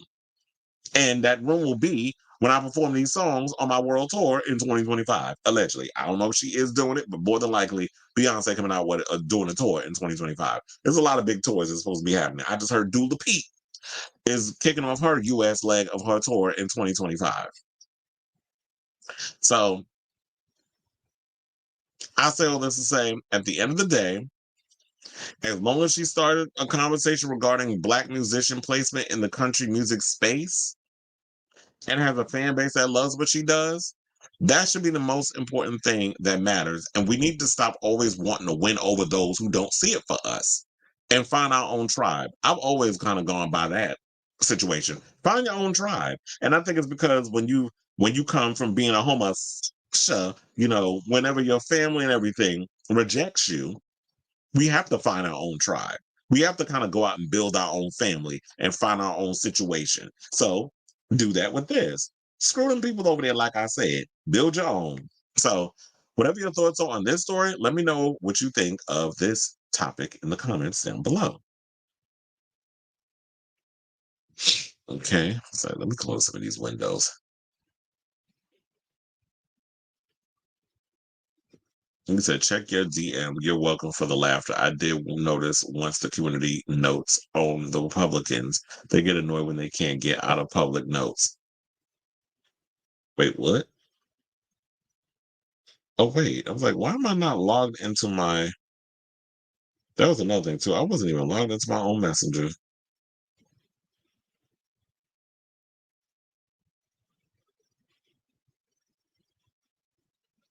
Wait, hold on.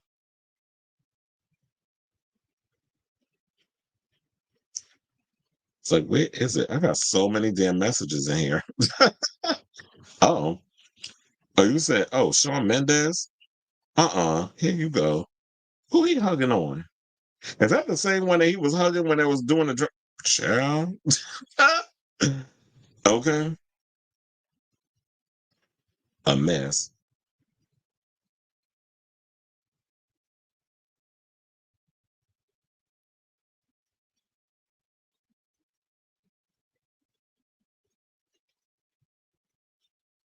Okay. I'm getting distracted.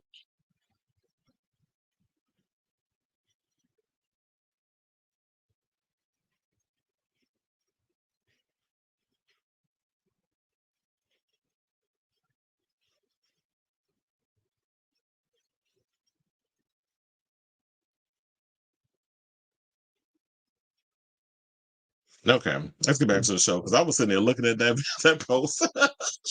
Shawn Mendes out here getting all loved up on.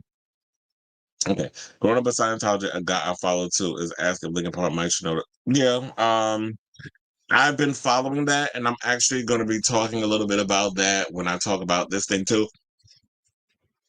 But I'm glad that he pretty much said, because I'm not familiar with Scientology. I told you the other they tried to recruit my ass when I was out in LA.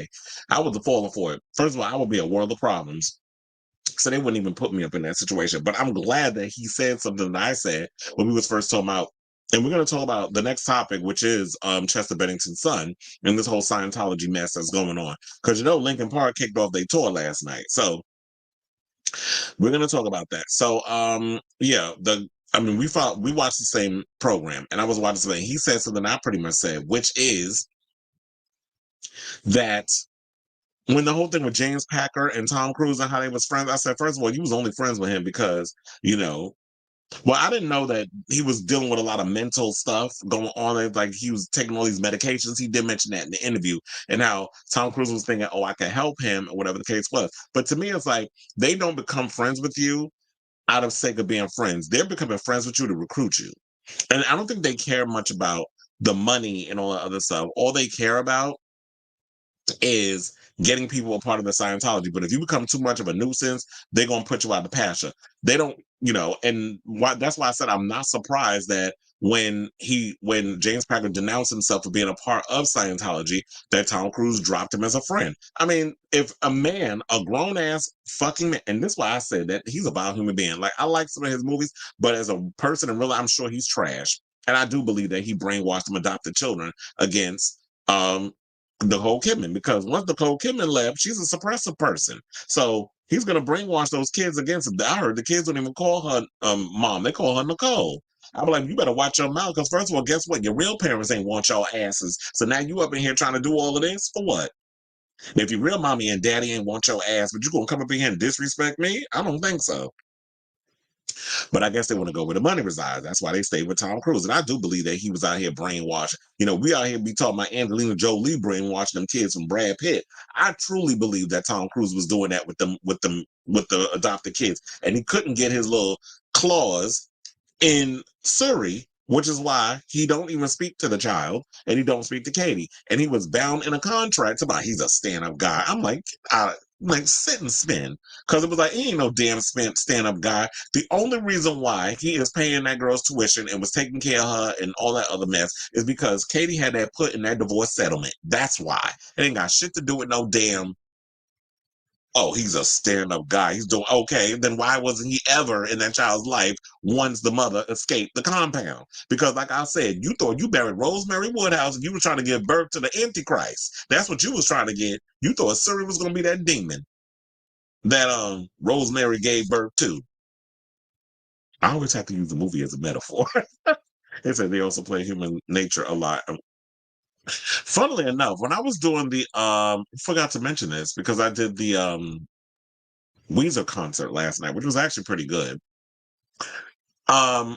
Flaming Lips actually opened before them. There was Dinosaur Jr. First of all, their music is horrible. But the Flaming Lips came out, was giving all this free love type stuff, had a rainbow, had like two dancers up there with and a giant eyeball. I'm like, what is this psychedelic? Like, I feel like I need to be on mushrooms watching this performance. But they do a cover of Madonna's Borderline. And I was like, oh, this is cute. I didn't know where it was going at first, but then I'm like, okay, I feel it. They gave it more like the psychedelic rock version. So they covered Madonna's Borderline. So I was like, okay, I like it.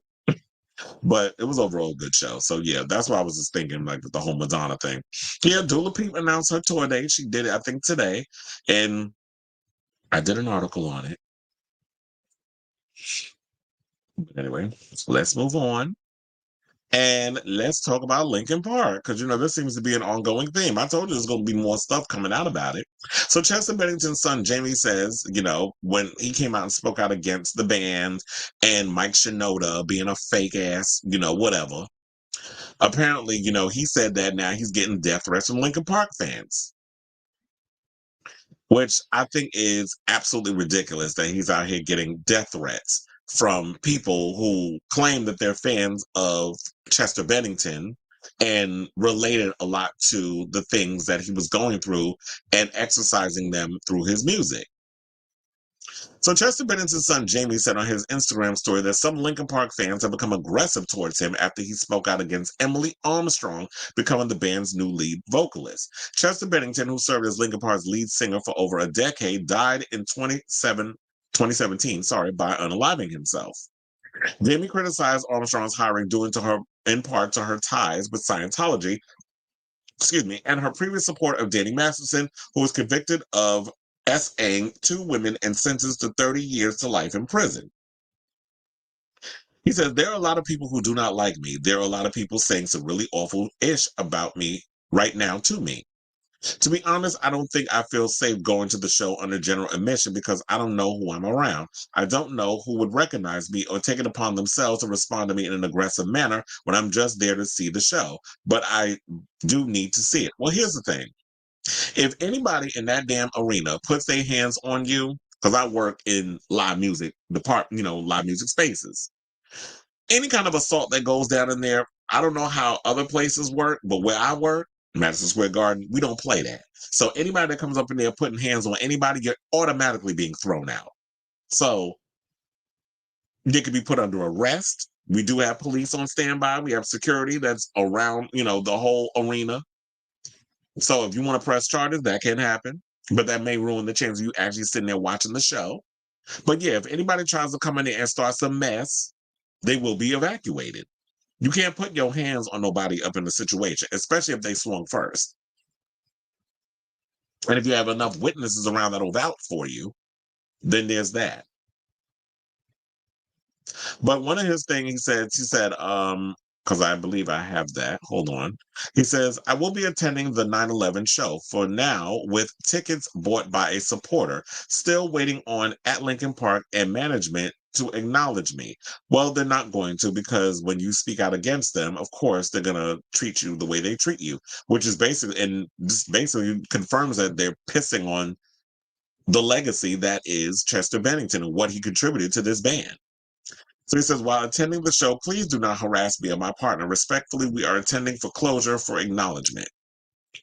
Well, child, I would have not went. My closure would just been, y'all put some YouTube videos up and I'll watch it that way. But you know what? Everybody has to get their closure and grieve in their own way. I don't know if I would be brave enough if my father was Chester Bennington to want to get up there and watch the show. Or I would actually like to go and watch it and support it. But all this stuff has drawn attention to him that it's just like, yeah, now I'm going to be on eggshells the whole night, hoping that nobody puts hands on me.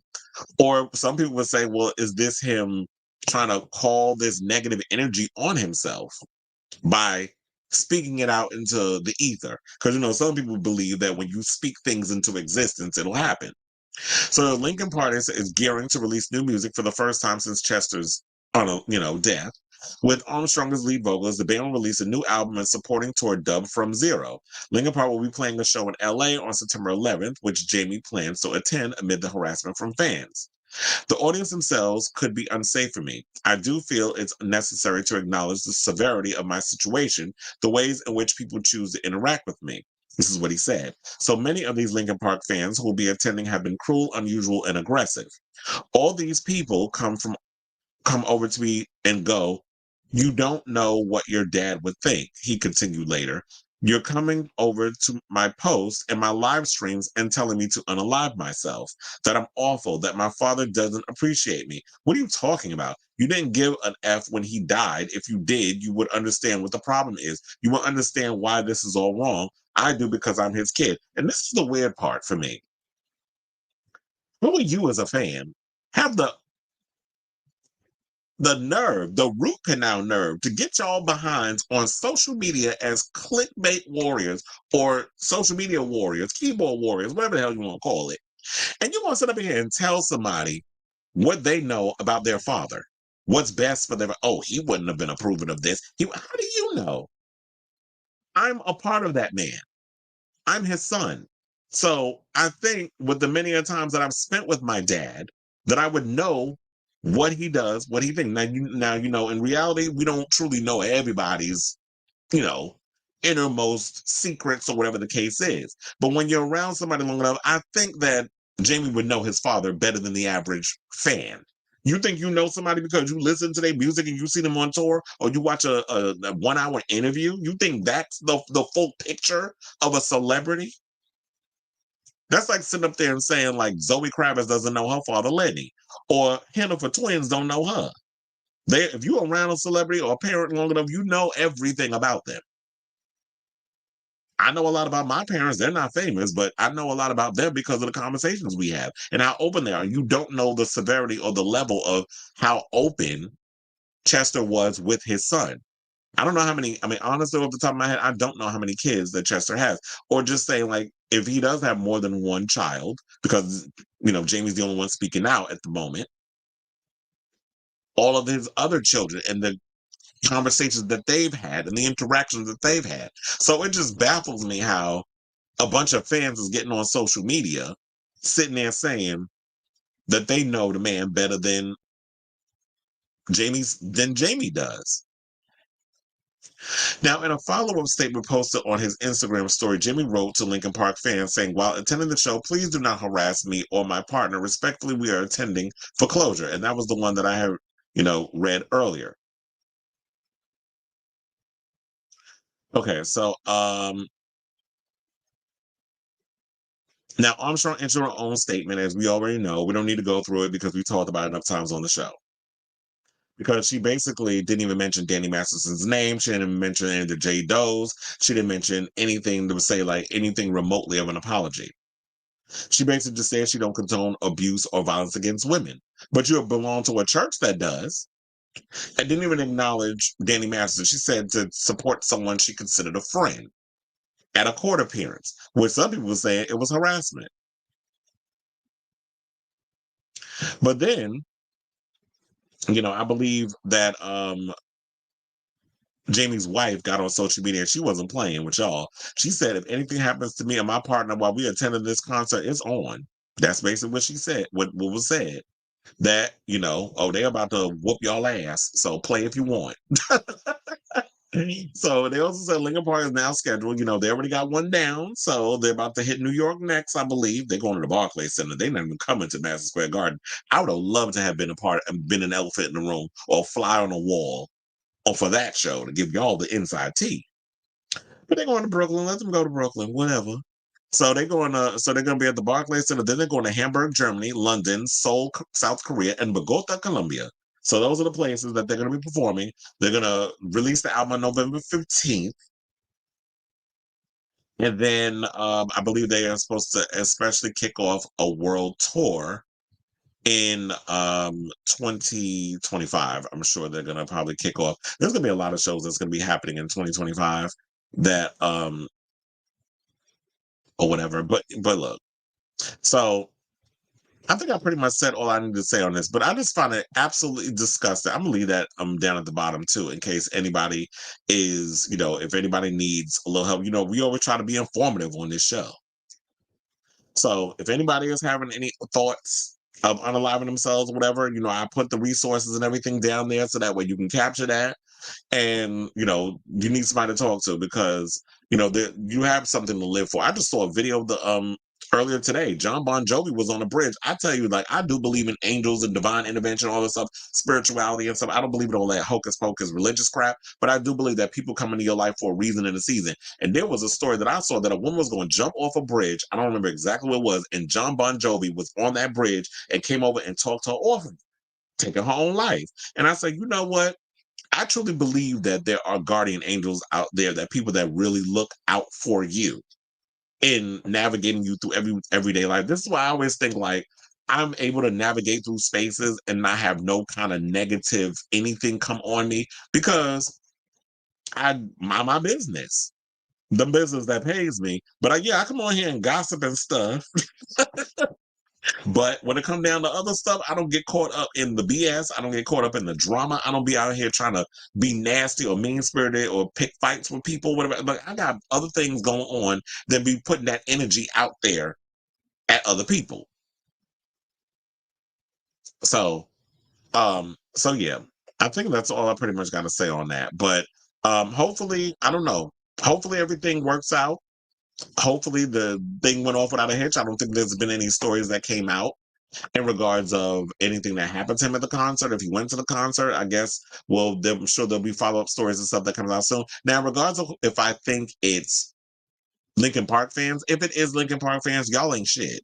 Because first of all, y'all are not a real Linkin Park fan if you're gonna choose to take over, like take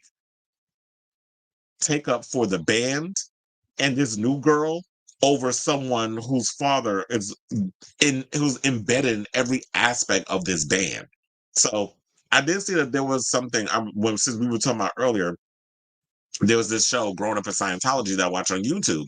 He did a story on this also and was talking about how he pulled up that there was some troll account that went on there. He looked it up. He said they changed the name a couple of times, that they only had like a little bit of people following them.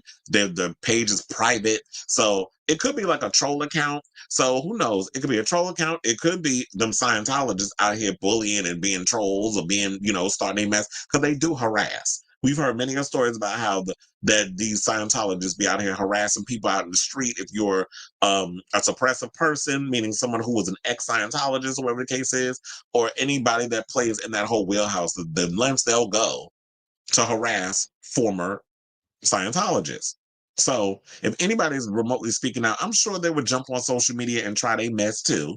So I would not be surprised if it's a Scientologist or a troll, because I feel like any real Linkin Park fan who's a real fan of the band would not be pulling these stunts and shows and harassing the son of someone that wasn't that long ago. Y'all was mad when they decided to come back with a new album and put a new singer up in there.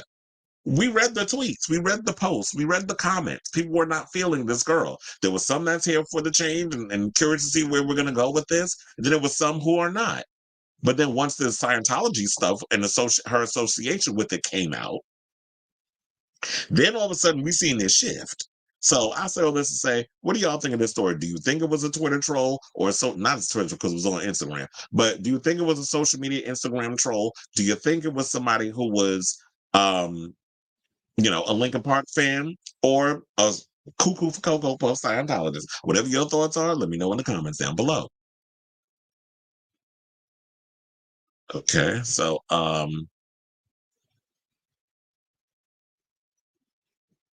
who said, oh, do you think that Mike Shinoda is probably a Scientologist? I don't know. He might be. Who knows? But I mean, I wouldn't be, but I wouldn't be surprised, like you said. You said I watched that episode of Family Legacy on Paramount Plus where they talked to his family. Oh yeah, I really haven't gotten around to that. I wanted to watch it, but I forgot. But speaking of Paramount Plus, I'm actually looking forward to seeing that new Dexter show, because they've been releasing a lot of trailers today. I don't get, child, the one on the bottom of the totem pole for me is Venom 3. I ain't like the previous two, so you already know I'm not the demo for Venom 3. That movie looks stupid, but whatever. If y'all like it, I love it. But the trailers that I saw today that I'm actually looking forward to, seeing this new Dexter series. Even though we got like little quick shots, I'm really looking forward I think it's next week, to seeing the Menendez brothers docu-series, an actual series that's coming out on Netflix. And Chloe Sevigny playing their mother. I said I could see why they killed the both of the parents, because she was just as violent as he was, as the father. And Javier Bardem eating up the scenery. So I'm looking forward to that. And Salem's Lot. They dropped the trailer today. I was like, I don't know, I'm still on the fence about that. But it's Halloween, October comes out. It's got that little creepy vibe to it. I'll give it a gander. The other day, I actually watched the 3-hour TV. What is it? I don't even know if it was a miniseries, because it was way before my time. But the original Salem's Lot that came out in the 70s. I watched that. It was on Shudder. That was a 3-hour movie. So I'm actually looking forward to seeing what they bring with this. But yeah, they dumped it quickly on cable. They went straight to streaming. I'm just glad. I just hope it's not bad. I'm just glad they didn't shelve it like they shelved all the other movies. So you said Harris got another endorsement with staunch Republican. Well, yeah, I'll find out about who it is. But he said, but Trump named a person that scared the F out of this guy. So he was like voting for Harris because as a military person, it scared him that Trump admits to being friends with him. Well, first of all, we all know Trump's an idiot. And then they said that Fox News had played this thing about Trump talking crap about the military. I'm like, he's never been a staunch fan of the military. You know, Colonel Bone Spurs. But anyway, so okay, so what's the next topic that we're getting into? Oh, the big story of the day, which is Danity Kane's Dawn Richard is speaking out about Diddy. She came out yesterday, and I couldn't do a show because I was busy. So Dawn Richard has come out and said that Diddy essayed her. And with all this stuff that's coming out about him, I believe every word. Well, let's get into it. So, according to page 6, Danity Kane singer Dawn Richard sued her former boss on Tuesday, accusing him of SA and inhumane treatment, and also claiming she witnessed him physically abuse his ex, Cassandra Cassie Ventura, but it's Cassie, multiple times. Richard, who was a participant on Combs' MTV show Making the Band, wasn't really his show, it was LuPone's show. Like everything else, he basically just colonized it. Like he done colonized the whole Motown catalog to make hits for himself and all the bad boy roster. He swagger jacked this show too. But anyway, so with all that aside, she was on Making the Band. She became a part of the girl group Danity Kane, which Oreo Day's been another one who has spoken out about Diddy over the years, including how, some of the vile things she said that he's done behind the scenes towards her and so many others. So Dawn claimed in court documents obtained by page 6 that she was the subject of verbal abuse by the rapper who allegedly called contestants fat, ugly bitches and hoes. Sounds about right. The Showstopper singer, who's 41, alleges she saw Combs' ex, Kim Porter, leaving the studio crying with apparent bruises all over her face in 2005.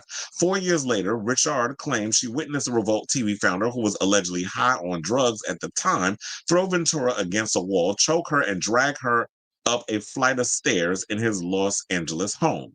The Ride For You singer also alleges she saw Combs 54 throw a scalding pan of eggs on the Me and You songstress 38 while yelling, I've been asking for you. Wait, I've been asking you for my ish. I can't stand you, bitch. You never do it right. Ew. Now, Richard additionally claims she saw the dad of 7 punch Ventura in the face and attempt to strangle her with his bare hands inside his LA mansion. When Richard and her Dirty Money bandmate Kalina Harper tried to support Ventura and urge her to leave Combs, he allegedly threatened them, saying, y'all bitches don't get in my relationship. Just make money and shut the fuck up. And you bitches want to die today? And this is what she said according to the lawsuit. Richard also claims Combs forced her to rehearse for 48 hours without sleep, causing her to lose a substantial amount of weight, become dehydrated, and develop rashes on her body. I hope she got photos of all of this too. They said between 2009 and 2011, Richard alleges Combs SA'd her numerous times by touching her near her breast and butt while she was undressing in a changing room. Mr. Combs frequently smacked Miss Richard's bare buttocks and often commented on her body, noting that although she was too skinny, she has an ass. Richard further claimed she witnessed Combs and several other males gangbanging his former female assistant at a hotel pool in Glasgow. She is seeking compensatory damages, a money judgment for mental pain, anguish, and emotional distress, punitive and exemplary damages, and for him to cover her attorney fees. Page 6 has reached out to Combs' rep for comment, but he did not immediately hear back. Well, here's the thing. So since then, because this came out yesterday, I did come across something where it said that apparently his attorney spoke out and said this is nothing more than a money grab. And, some people would actually go to that because, because Dawn Richard, even though, Danity Kane ain't around no more, the one thing about Dawn is an independent artist. So she's been putting out music. I like a lot of her stuff. Like she has a song out with Katy that I'm just like, oh my God, I love that damn song. It was the song of the summer. If you have not checked out Katynada's new album, definitely check it out. But she recently did a collaboration with him. She's been always pushing the boundaries in regards of like her image, her music. That's why I live for her. She's up there, in my opinion, like with Charlie XCX, but y'all don't be seeing it for Dawn. Probably because she black, but whatever. I don't know. I don't want to over try to equate this with colorism and stuff, but look, this business is what it is, and she should be a lot bigger than what she is. But yet again, y'all had Tanashi at the VMAs last night, and her career ain't been careering in a while. No shade, just saying. We was Dawn's invite. Speaking of which, I did see also MTV show Diddy. I was like, are y'all slow over there? Like, y'all been having all these problematic people. You had Diddy, y'all showed him on the video thing. And then y'all have Miranda Lambert, another problematic witch that I've been hearing stuff about. But anyway, back to this. So he's saying that you want all these complimentary damages or compensatory damages, whatever. And, some people would say because her career ain't popping the way it is, this is nothing more than a money grab. But she's an independent artist. So maybe there is some truth to that. But the fact of the matter is, who would go out of their way to drudge up all this stuff for a money grab? So here's more to the story, because this is according to the Jasmine brand, which I was given privy to. They also revealed in the suit, they said in 2009 or 2010 dinner party where Diddy allegedly assaulted his then girlfriend, Cassie, in the presence of Neo, Usher, and Interscope's former CEO, Jimmy Iovine. According to the lawsuit, it said in the weeks and months leading up to the Bad Boy Interscope deal, Mr. Combs had frequent meetings with producer and then CEO of Interscope Records, Jimmy Iovine. On one such occasion, Combs hosted a dinner at West Hollywood, California restaurant, with which Miss Richard and Miss Harper were required to attend. The filing goes on to describe an alleged argument between Diddy and Cassie that resulted in public displays of abuse. And this goes to show this man was so cocky that he would be beating on people in front of guests like it was okay. Like, to me, he got brass balls to be doing that. But anyway, so it says among the guests at the dinner were celebrities like Neo and Usher, as well as Mr. Iovine. At the dinner, Mr. Combs and Miss Ventura had an argument in front of dinner guests. Mr. Combs hissed at Miss Ventura, at Miss Ventura in a screaming whisper and forcefully punched her in the stomach, causing her to double over in visible pain, crying. Miss Clark escorted Miss Ventura out of the restaurant, and Mr. Combs remained and continued socializing with the dinner guests. So y'all just was like, oh, so that's what's going on in y'all relationship, and we just gonna look the other way and not say nothing? Their lawsuit also aims to highlight Diddy's alleged dangerous behavior towards women, claiming that those around him were aware of it. Despite the presence of high-profile witnesses, including music exec Jimmy Iovine, the lawsuit asserts that the Bad Boy Interscope deal proceeded financially benefiting Diddy and purportedly allowing him to continue his abusive behavior without facing consequences. The case filed in the Southern District of New York details numerous other instances of abuse and intimidation directed at both Cassie and Dawn, including accusations of verbal abuse, assault, battery, and intentional infliction of emotional distress. Now, Diddy has responded through his attorney, Erica Wolf, who characterized the lawsuit as a baseless attempt to obtain money, stating Mr. Combs is shocked and disappointed by this lawsuit. In an attempt to rewrite history, Dawn Richard has now manufactured a series of false claims, all in hopes of trying to get a payday. So, now there's that. So I do wonder if Usher, Neo, and Jimmy Iovine. Now, don't get me wrong. I do believe that there are some celebrities that have seen some things. I do believe that they have bared witness to situations, and they just keep their head down and keep quiet. And a lot of times, when you are in a position of power, a Usher and a Neo and all of them are not going to come out and say anything. But Jimmy Iovine, you are someone who ran Interscope Records. For you to just be like, oh, so this is what y'all be doing? Let me just mind my business and not intervene and be like, okay, you putting hands on women? So now I'm about to start taking away deals. The only time that these people give a damn about that, and it goes to show they don't care about these people. All they care about is the money they make it. Until stuff gets leaked and it ends up in the press, then these celebrities do their performative mess. These business owners, these moguls, whatever, they do their due diligence and get all performative and sit up here and be like, you know what? Oh, we can't tolerate this heinousness. So now we need to disassociate ourselves. So now we're taking all these things away from you. And that's what we're seeing now, because now all the stuff is coming out, because now the devil is finally, getting his due. Now we have a situation where these things are being dealt with. So I say all this to say, what do y'all think of this story? Or do y'all believe Dawn? Or do you think this is a money grab? I'm just like, I'm not surprised by it. Look, if Diddy just paid a man $100 million who's in jail for abuse and assault and all this other stuff, why would y'all be surprised that Dawn will come out and say some stuff, especially when we've heard Aubrey? I don't think anything has happened to Aubrey unless she comes out and says stuff, but she's always implied and said things have happened where Diddy was verbally abusive to her and has said some nasty things over the years. And she's always been out here going hard on that man. A lot of y'all was kind of call her opportunist, whatever the case was. And now here comes another member of Danity Kane. And God knows how many more women have from that group, and many others have had to deal with his stuff and things that he's done. So let me know what you guys think of this story in the comments down below. Okay, so you said, you said about the article about John Bon Jovi. I tried unaliving myself multiple times when I was a teenager, but looking at my life now, I'm glad I didn't succeed, and I try to help people when I see them upset or depressed. Well, I'm glad you actually are doing that. And look, first of all, we wouldn't have your music remixes and all the things that you've done if you wouldn't be here. So I always say, like, I know a lot of times people feel like it's the end of the road when it comes to things and there's no way out. Like, I'm not going to lie and say that I've never had those thoughts, and I didn't think about unaliving myself because I have when times have gotten pretty tough. But I think what has gotten me through that is that I always hear this voice in my head that's like, the things are coming, things are going to change, that opportunities are going to come your way. Just stick it out, just hold out, just stay around a little longer. Like, you have so much more to contribute. And I feel like sometimes we need those voices or those people in our corner or those angels or whatever that can come and talk us off the ledge. And so I'm glad that you're here, because I always try to feel like, you know what, there's so much more to live for. And I know, like, we go through our stuff, but sometimes we got to hear those voices.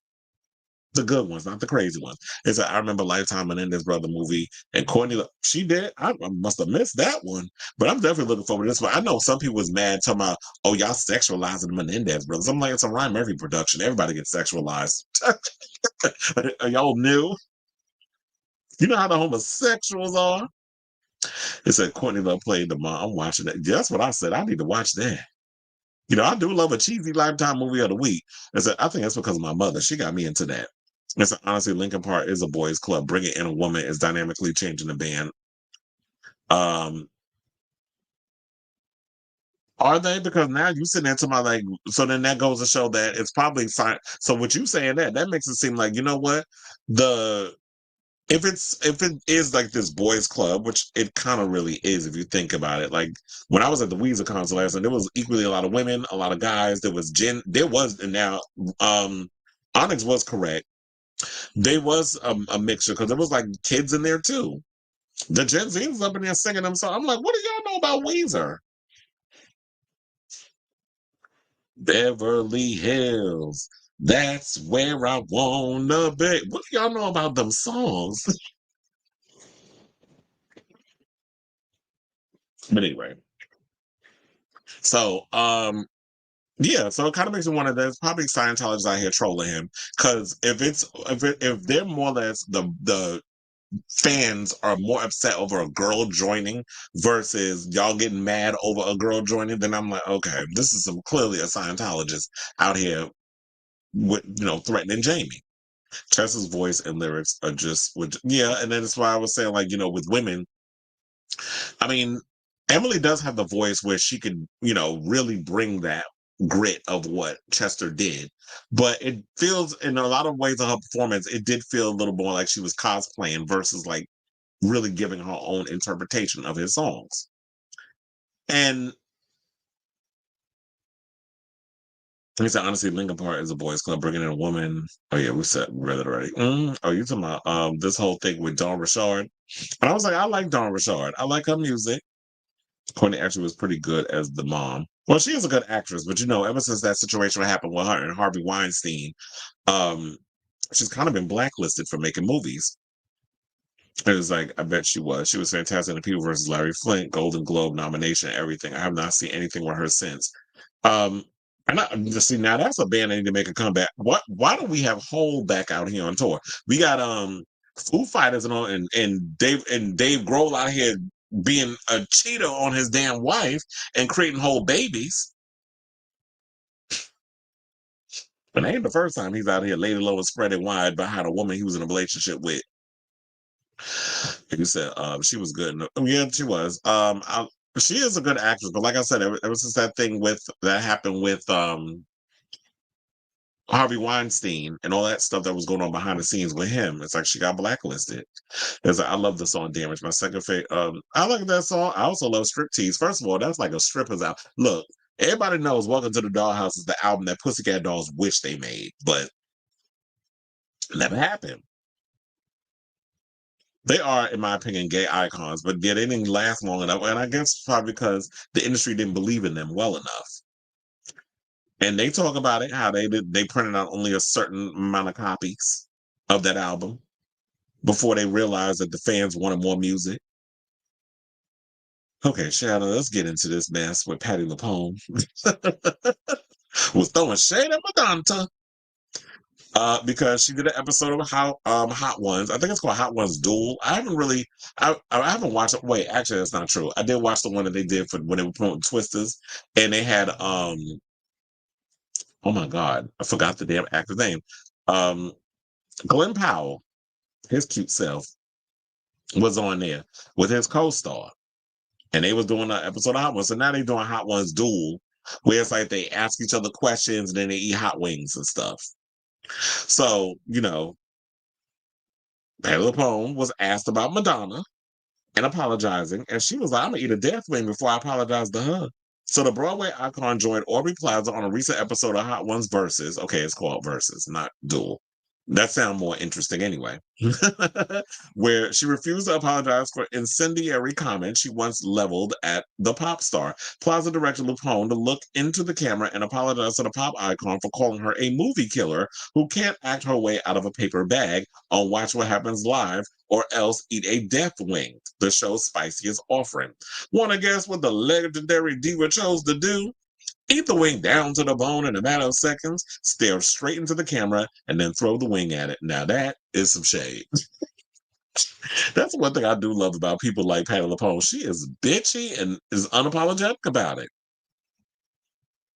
So I've seen her on stage and I saw her in a movie and went, okay, the actress and singer told Plaza, there's just some things some people can't do. And you just gotta admit you can't do it. That's all. Or don't even try it. Everybody can't do everything. That seemed to be the end of LuPone's feelings on the matter, but actually she had one more right hook waiting. Like Kim fucking Kardashian. Can we go there? Or shall I eat another wing? This isn't the first time LuPone has criticized Kardashian's acting abilities. And this story is courtesy of Entertainment Weekly. But I'll say this. You want to know something? Say what you want about Patti LuPone, but I'm going to have to agree with her. To an extent. I will say this. When certain roles are tailor-made for Madonna, she excels. Like, she was good, or maybe what it is she's good as a co-star and not a star. Like, she can't lead a movie. Neither can Beyonce. Beyonce's another one who has a weakness. Acting is her weakness. Kim Kardashian, when people was up there talking about how she was on American Horror Story, whatever the name of that last one was, because I only watched maybe the 2 episodes and I was like, oh, I just can't. I can't. But then I'm glad I didn't watch it because the overall assessment of that season was it was terrible. And not just because of Kim Kardashian, but it's probably the similar tropes, which is the show starts out one way and then it doesn't know where it wants to go. It just goes all over the place. And then it ends up being a hot ass Orange Alert mess. But yeah, Madonna is good in certain things. I do think she was good in Dick Tracy because she was playing a femme fatale. She was pretty much, that wasn't a bad thing. She was playing a femme fatale. So that worked. I liked her in Dick Tracy. I also liked her in A League of Their Own. But she was playing like this harlot type of girl who was always hot in the pants and played female baseball. That was playing the character, a version of herself that she was always giving her music. So when you look at Madonna, it was like, yeah, when she excels, it's all based off of if you play to her strengths, which is the character, which would be like her pop music persona. When she will play that up, she excels. When she tries to do other things, like Body of Evidence and other movies, no, it's a job. But I will say, Body of Evidence is a guilty pleasure. Even though the movie is terrible, it's a guilty pleasure. Kind of like Sliver. Sliver's a bad movie too, but I thoroughly enjoy it for what it is. It's just 90s schlock at its best. Now, Madonna and LuPone both have their fair share of beef. Sandra Bernhard recently spoke about how sad she is that Madonna abruptly ended their friendship 30 years ago. But that's Madonna. Madonna has always been something, she's been accused of this, as someone who chews people up and spits them out. Or when she no longer has use for you, she discards you and goes about her business. I was like, oh, but we were thick as thieves around this time from this time, but now you have no more use for me because you can't gain nothing from whatever you're trying to gain from me. So whatever. But these people have a right to feel how they feel because they were close to the matter. But LuPone also recently spoke about her regrets over her 30-year feud with Andrew Lloyd Webber, which of course a lot of people think this is the catalyst of why she has a problem with Madonna. Excuse me. It's because Andrew Lloyd Webber vouched for Madonna and her acting, especially when she was cast as Evita, when she won the Golden Globe and not the Oscar. Which, still to this day, still pisses off that old tired-ass queen, Elton John. But that's a whole nother conversation for a whole nother day. But but this whole thing with Andrew Lloyd Webber and her having the beef, and then of course, she started as Ava Perón also. So on Broadway, Patti LuPone played Ava Perón. I believe she did it for like 4 years. And Madonna played it in the movie and got an award for it. She was good in the role. So that's why she was mad. So the American Horror Story star first fired shots at Madonna when prompted by a viewer question in 2017 on Watch What Happens Live. She said she hadn't spoken to the singer after she took on the role of Perón in the 1996 film adaptation. The only thing that Madonna has ever said to me was, "I'm taller than you." When host Andy Cohen pressed on about what LuPone thought of Madonna's Evita, she held nothing back, saying, "I was on the treadmill when MTV used to have videos." Oh, was that a read? Kind of was. Sorry, MTV, you had to take that stray.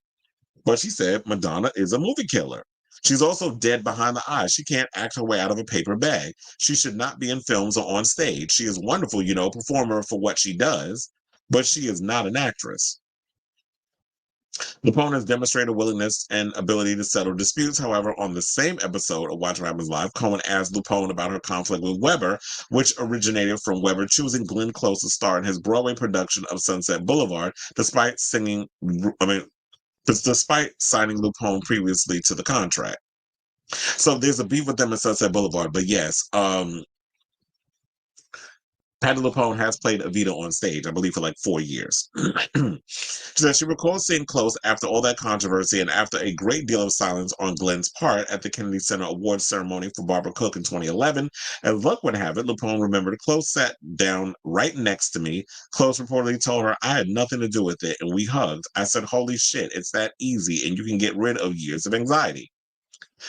And that's what I don't understand. It's like a lot of y'all just be fighting with each other and don't really think about the fact that, maybe it's not us. A lot of times it's these networks or these people that are behind the scenes that are the ones that are pulling the strings and starting these beefs between these women. But Glenn had to be the bigger person to come over to Patti LuPone, who was in her damn feelings, to be like, "You don't need to be mad at me. Like, it's not my fault of all this stuff. This is because of whatever, whatever, whatever." And now you realize that, all this animosity is for nothing. So, Madonna did clap back. We should get to that part. Because, some people think that she threw some subtle shade. After the Hot Ones clip, went live on the YouTube. Madonna posted a cryptic TikTok video of her in the back of a car with the song "Whole Lot of Money" by rapper Bia overlaid. She did open up. She's opening up for Nicki Minaj. I don't know if she's doing it on all her dates, and I will play it here, but it's like, I'm not trying to. Oh, this was her on her way to. I could actually pull it up. Hold on. This is her actually on her way to New York Fashion Week. But I got to make sure that. I was like, make sure it's muted because I don't want to get demonetized. Okay. So here we go.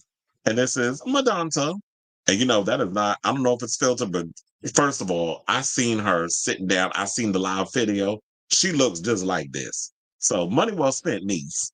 So Madonna was in the back of it in the car, with the lyrics playing, with the hashtag mood, and said, "I don't hang with jealous bitches. That's a weak disease. Ho, don't run up. If you broke in my business, then just shut up." So a lot of people felt that that was a subtle jab at Patti LuPone, and that's fine. And the sleuths, they get on social media and they say all of that. But anyway, if y'all care, um, to watch Patti LuPone and Agatha All Along, here's the thing: I am actually looking forward to Agatha All Along. So I can't wait for that to come on. But it comes on September 18th on Disney Plus. And they have the remaining 7 episodes. First of all, I hate when y'all do that. Why do you only do 6, 7 episodes? I don't like when they do that with Disney Plus. I'm actually looking forward to this show, so I'm pretty excited about it. I can't wait for it. And Patti is not the only reason. I love Catherine Hahn, so I'm actually looking forward to seeing the show and what it's going to bring. I don't know. I was a little on the fence with it in the beginning, but the more I've been seeing the promotions and stuff, and the more of our clips I've been seeing, I'm like, you know what? I'm here for it. Plus, we got to support our male gay witches too. So, whatever your so I want to ask y'all, what do y'all think of this story? Do y'all think that Patti need to get over her damn self? And Madonna, clapping back as she was on her way to New York Fashion Week. I don't know if she was on her way or she was coming from New York Fashion Week, but more than likely, she was probably on her way there because she sat front row next to, little orphan Annie, aka Ice Spice. So you see the videos and stuff all over social media. So whatever your thoughts are on this story, let me know in the comments down below. Speaking of comments, we got a whole lot of comments. So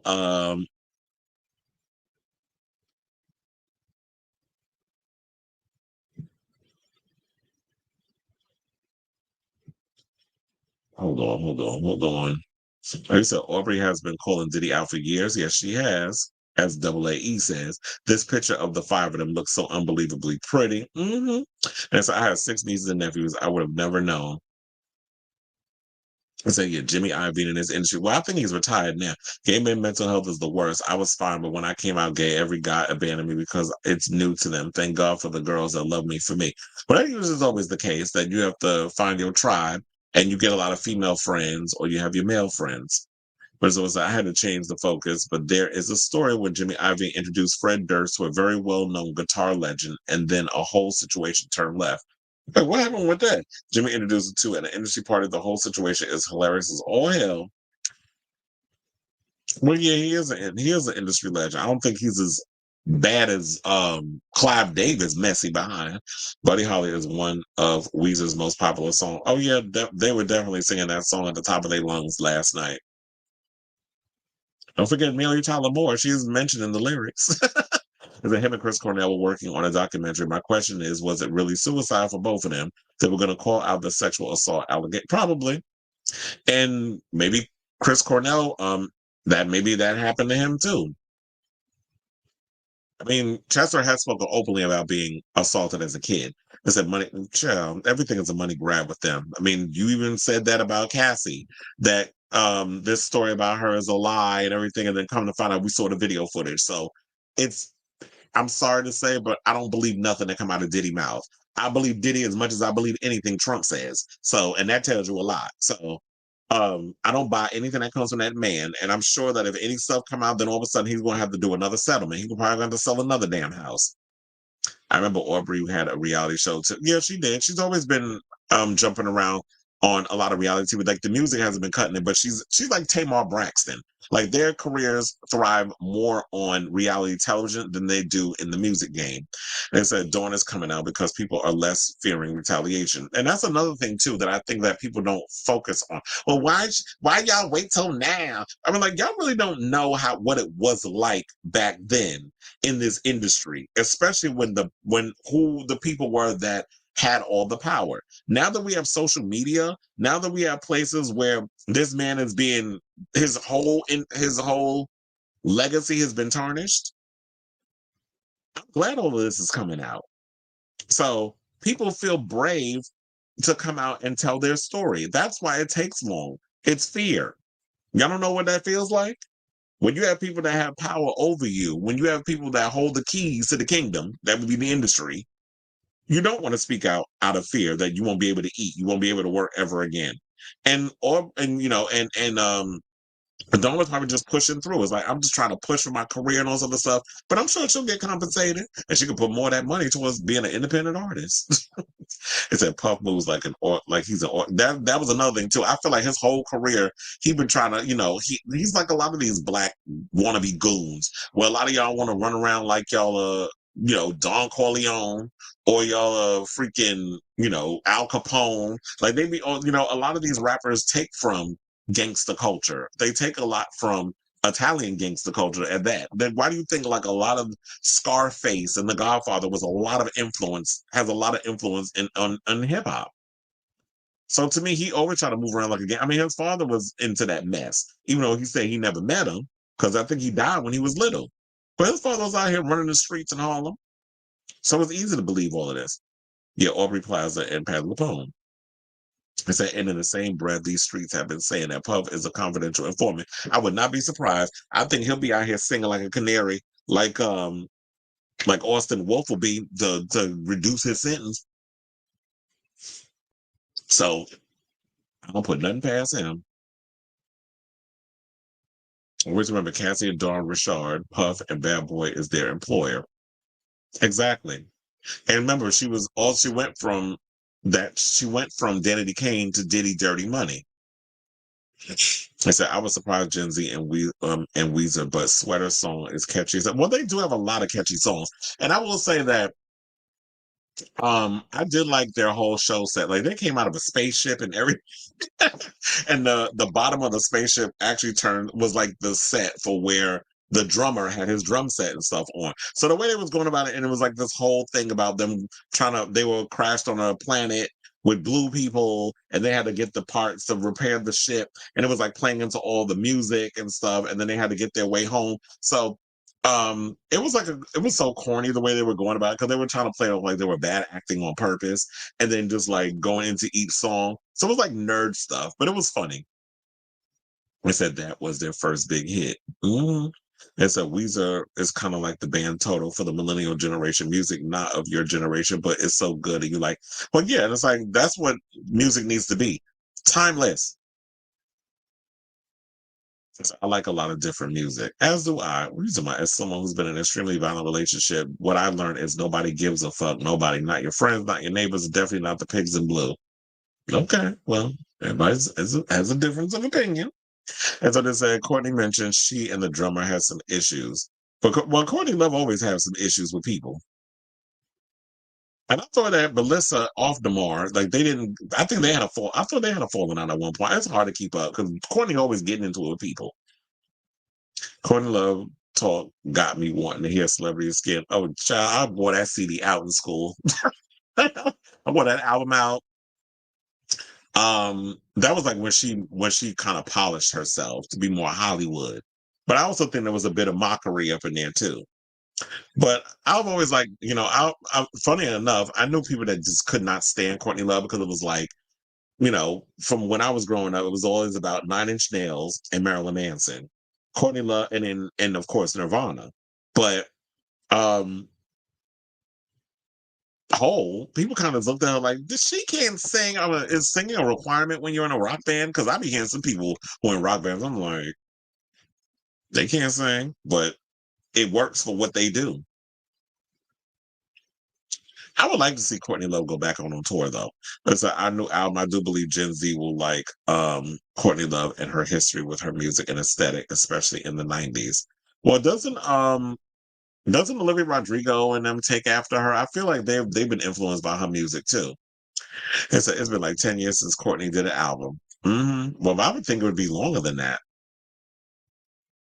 I said, did you see the clip where Madonna almost fell? I think she stepped on her train of her jet. Well, that's why I thought that she had somebody behind her carrying it. And those shoes were a little high too. And I'm like, girl, with all that surgery and everything you just had, are you sure you should be walking out here with them shoes? She said, my brain now says, Madonna. I need to get that on a damn shirt. Madonna. Yeah, because I can't be calling people by their regular name. these Abalonisms. I'm like, fuck, I can't talk. They said are gonna get me in trouble with my Catholic relatives. They're like, what are you talking about? Madonna. I said Dick Tracy was good part for Madonna. I love her, but she's one dimensional. Yeah, she is. She played up that whole sultry Mae West situation, which is why she dresses like she's about to go to work the track. Well, yeah, we've always known that Madonna's, a see you next Tuesday, but she said she's evolved. I mean, shit, death will do that to you. So this is relatable. So sorry people didn't show up for you in such a. That's what I'm saying. Everybody's situation is different. There are some people that will rally behind you and believe you. Then there's some people who, when it comes to being abused, they call you a liar. They don't believe you. And it's like, how you gonna sit up here and say that somebody's lying? That's the worst thing you could do to somebody who's been in an abusive situation, whether you're a kid or an adult, that you won't believe people when they finally find the courage to tell you that something like that happened to them. And it's the same thing with this. I'm tired of the same old when we have people that come out and talk about being abused, and then we get these people out here that run off with their mouths. Oh, you're lying. I'm like, But anyway, let's talk about this cracker. Justin Timberlake, who apparently, nothing touches him. He's like Teflon. Maybe he goes to maybe he graduated from, Trump University. When nothing touches him. Especially because when you white, you can get away with murder. So according to TMZ, a judge signed off on a deal to officially drop Timberlake's DWI charge, instead leaving him with a traffic violation. Timberlake was 43, reportedly owned up to driving while ability impaired, which is not a drunk driving offense. But he was drinking while drunk. So he wasn't impaired. Isn't it the same as being drunk or under the influence? Like, I'm confused. I'll just be thinking if y'all put a little remix on a word, that doesn't make it what it is.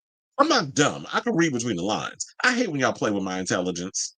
So it said the singer is expected to pay a fine between $300 and $500. Well, that sounds about right. Because when I got into a fight for assault, assaulting somebody, and I had to go to jail for a weekend, kind of like Diego Barros when we talk about him later on in the show. I had to pay a fine and do community service. Now I wonder if he's going to do that. It was $500 actually. They said the exact amount of which will be confirmed by a judge during a hearing on Friday, September 13th. That's tomorrow. So last month, in case y'all need a refresher, and of course, let's be petty and let's go to the mugshot. So Timberlake appeared virtually at an arraignment and pleaded not guilty to a revised misdemeanor charge of drunk driving. His permission to drive in New York was suspended, and Timberlake's attorney withdrew a previously filed motion to dismiss the case. Now, Timberlake's legal win comes 3 months after Us Weekly confirmed in June that the pop star was arrested by police in Sag Harbor, New York, for driving while intoxicated. He was subsequently taken into custody and was arraigned and released without bail. At the time, Timberlake was charged with 1 DWI count for allegedly passing a stop sign and failing to stay within his lane on the road. He insisted to police that he had only 1 martini, which was a Vespa martini, which I'm hearing is equivalent to a Long Island iced tea, which is full of liquor. Except Long Island iced teas give you you chase it with a Coke, whereas Vespa martini, I feel like I heard is all liquor. Now, days after his arrest, Timberlake continued his Forget Tomorrow World Tour, his first in 5 years, in Chicago. Now, during his June 21st concert, the musician appeared to address his legal troubles on stage and said whatever it was that he said, and everybody, of course, ate it up, blah, blah, blah, so on and so forth. So it should come as no surprise that Justin Timberlake is yet again getting away with murder. Murder. And there's that. So, they also said, like, in regards of Jessica Biel, that she was shocked and had no idea that she was working. This is that she was really worried. Well, I'm sure there's a lot going on with your husband that you need to be worried about, yeah. It's not just a drunk driver. Like, what's going on with him that he's been drinking and acting a hot ass mess? So, they said that one day before his arrest, he shared rare photos of his and Biel's children on IG. And this all happened, I forgot this all happened around Father's Day. But then they also said, now for today, let's play a game where we all just chill and let Dad watch the final round of the U.S. Open. Cheers. I forgot. Wait, did they have another U.S. Open that I don't know about? Because where was I? I was like, I didn't know they had another U.S. Open. That they had one earlier this year, and then because we had the U.S. Open that just ended the other day. But that's cute or whatever that Justin is out here able to get away with whatever he want to get away with. That typical, privilege that, they've got to work his magic. He had the right attorneys, I guess, that have him slither on out of whatever he needs to do. Because we all know if this was anybody else, and I hate to take it to the race card, if this was a person of color, I feel like the outcome would have been far more severe. He wouldn't have gotten away with what he have gotten away with. He would have probably had to be charged with whatever he's going to be charged with. But whatever. He's just going to pay a little fine. I'm sure his license will still be suspended in New York. But for how long, who knows? But I say all this to say, what do y'all think of this story? Whatever your thoughts on this, let me know in the comments down below. Now, since we were talking about Justin Timberlake, let's get into this other story where Matthew Lawrence, who was on Boy Meets World, is speaking out about a time that he and Justin Timberlake apparently, I guess, got into it because he said that he gave him the cold shoulder, and I guess because he had a crush on Danielle Fishel, who played Topanga on the show. So while Lawrence was away, has always been a big fan of the then NSYNC singer, they unfortunately got off on the wrong foot. Or at least that's what the actor was told by Timberlake himself. Lawrence divulged the details of the encounter on the latest episode of the Rewatch podcast Pod Meets World, hosted by his former co-stars Danielle Fishel, Ryder Strong, and Will Friedle, saying, I don't know if you guys, well, of course you remember this, but when NSYNC kept coming over to the set, I found out years later when I bumped into Justin that he thought I was not very nice. He didn't like me, and he flat out told me to my face. Well, I would have told you back. I didn't think your ass was nice either. Lawrence explained that this revelation came hot on the heels of Timberlake's debut solo album Justified when he approached the pop star to compliment his work. I was a huge fan, he said. I didn't have any recollection of this, but he was like, oh, yeah. Now you want to be friends with me? You were so mean on the set. While Friedle, Strong, and Fishel initially reacted with shock, they then admitted that Timberlake's bad impression was probably due to Lawrence being pretty as a teen. Now that is funny, because here's the thing. When you really think about all the Lawrences, okay, now Joey Lawrence was hot, but it wasn't until he got older that I was like, ooh, yes, honey. Now you a mess because he out here cheating on his damn wife with one of them co-stars from them Lifetime Hallmark movies or whatever it was that he did, allegedly. That's the story. It's not that interesting. That's why I haven't covered it. But now that we talk about Matthew, his brother might have to get that straight in this conversation. But out of all of them, it was like, yeah, Matthew was a pretty boy. And Joey was like, hot when in his teens. Remember when he came out with that song "Nothing My Love Can't Fix"? And they showed at the end of the episode of Blossom where they premiered his music video. They used to do that back in the day, in case y'all didn't know. Like a lot of times when you would watch sitcoms, if you had somebody on the show that was an artist and they had a song that came out, they did it with Brandy too. I believe when she was on Thea, but that was like one season. But they would take those artists who were on the show and they would basically show music videos of their work where they were trying to come out as a pop act. So they also did it to Tisha Campbell. Remember when she came out with Push? They've done it with a lot of people. And remember at one point Jasmine Guy was trying to come out with music. She performed on Soul Train, but it's now taking me back. But anyway, so Matthew Lawrence, yeah, he was a pretty boy. Remember he was on Miss Doubtfire and all that other stuff. And yeah, when he was on Boy Meets World, I had a kind of a crush on him, but Child Sean will always be it for me. I had the biggest crush on Sean. So he basically said that I was super shy, but also pointed to another reason that he may have responded poorly to NSYNC's constant presence. I had, kind of a crush on Danielle, and these guys kept rolling up on set, like trying to hit on her. Now, Strong was quick to back him up, adding that the band was just orbiting around Danielle in a constant circle. Fishel only laughed, saying, I was wondering if you were going to say it. I was like, I also know why he was probably a little standoffish. So it could have been that. I was like, yeah, who didn't have a crush on Danielle Fishel? She is pretty. Still is. But back in the day, you ain't never seen no girl with all that thick, long, beautiful, luxurious hair, big old, curvy, big boobs, beautiful, pretty eyes, full set of lips. Like she had like this whole voluptuous glamour girl look like her. Nobody, you didn't really see girls like that were on TV that were acting, especially as a teenager. So seeing all this now, I could definitely understand like why something like that happened. And yeah, maybe low key he was kind of being standover because he's like, oh, y'all up in here trying to hit on a girl that I'm potentially interested in. Then it says, I remember us guys would always be like, these dudes, oh my God, they came around here and we just watched Danielle like completely ignore all of us. This is what Strong said. We would like lose our sister. We would just lose her and we'd be like, oh God, she totally changes around them. She just totally changes. They also joked that the fact that Fishel ultimately went on to land. Oh yeah, and I believe that this was the point where we had this whole situation. It kind of makes me wonder. It was like, so now this all makes sense that when y'all got together, that she got together with one of the members of NSYNC. Because if y'all don't remember, she did date Lance Bass. Now we know, but back then it wasn't something that was, a big situation. And Lance, I'm sure, probably knew that he was a homosexual, but because in the 90s you couldn't come out of the closet at that age, especially when you're one of the biggest boy bands on the planet. So I don't know what's in Lance's head and his heart or whatever, but maybe he was just trying to keep up appearances because he didn't want people thinking of clocking his tea. He didn't want his soul clocked, in the words of Monica Beverly Hills.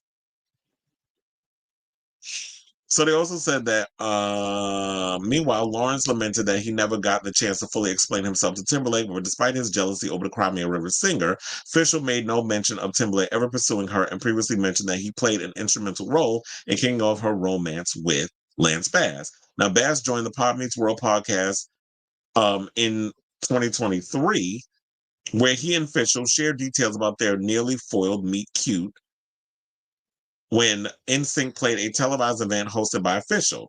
After Bass failed to get her number, Fishel saw the tour bus depart and assumed they had missed their chance until someone called her name. I stopped and turned around and it was Justin. This is what she shared, saying that Timberlake asked for her number and said it was for Bass. And sure enough, a couple of days later, I had a missed call and a voicemail from Lance. And it was Lance, but Justin also screaming in the background about how nervous Lance was to be calling me. Well, of course he was, because he was trying to keep up appearances. Because y'all probably was all like all in his business, teasing him and all this other stuff. And with us gays, we always have to code switch. We gotta always pretend to be something we not, so that way y'all don't catch on to the scent. So we need a beard, and it's no shade. It's sorry to you women that had to endure the beardness, but a lot of times when we're not allowed to openly be ourselves, which a lot of the LGBTs are now, luckily, a lot of my generation and many others had to walk for y'all to run. You're welcome. But a lot of y'all are able to be free to be who y'all are, but a lot of times, especially in the 90s, we couldn't do that, especially when AIDS was still rampant. So we couldn't be out here like openly being ourselves. There's rare birds that were able to do that. But for the most part, and a lot of people's careers suffered for being openly gay. But the good thing is Lance got to, Lance went, well, I guess, I don't know if it's good. Look, between him and Danielle, they had their little thing, and I'm sure they have their learning lesson of it. And I'm sure she understands and he understands, and I'm sure they have conversations about it. I don't know off the top of my head if they really broke all that down and explained it, but I'm assuming that they did, especially if they've spoken and been in rooms with each other and they've done the podcast. So I say all this to say, what do y'all think of this story? Whatever your thoughts are, let me know in the comments down below.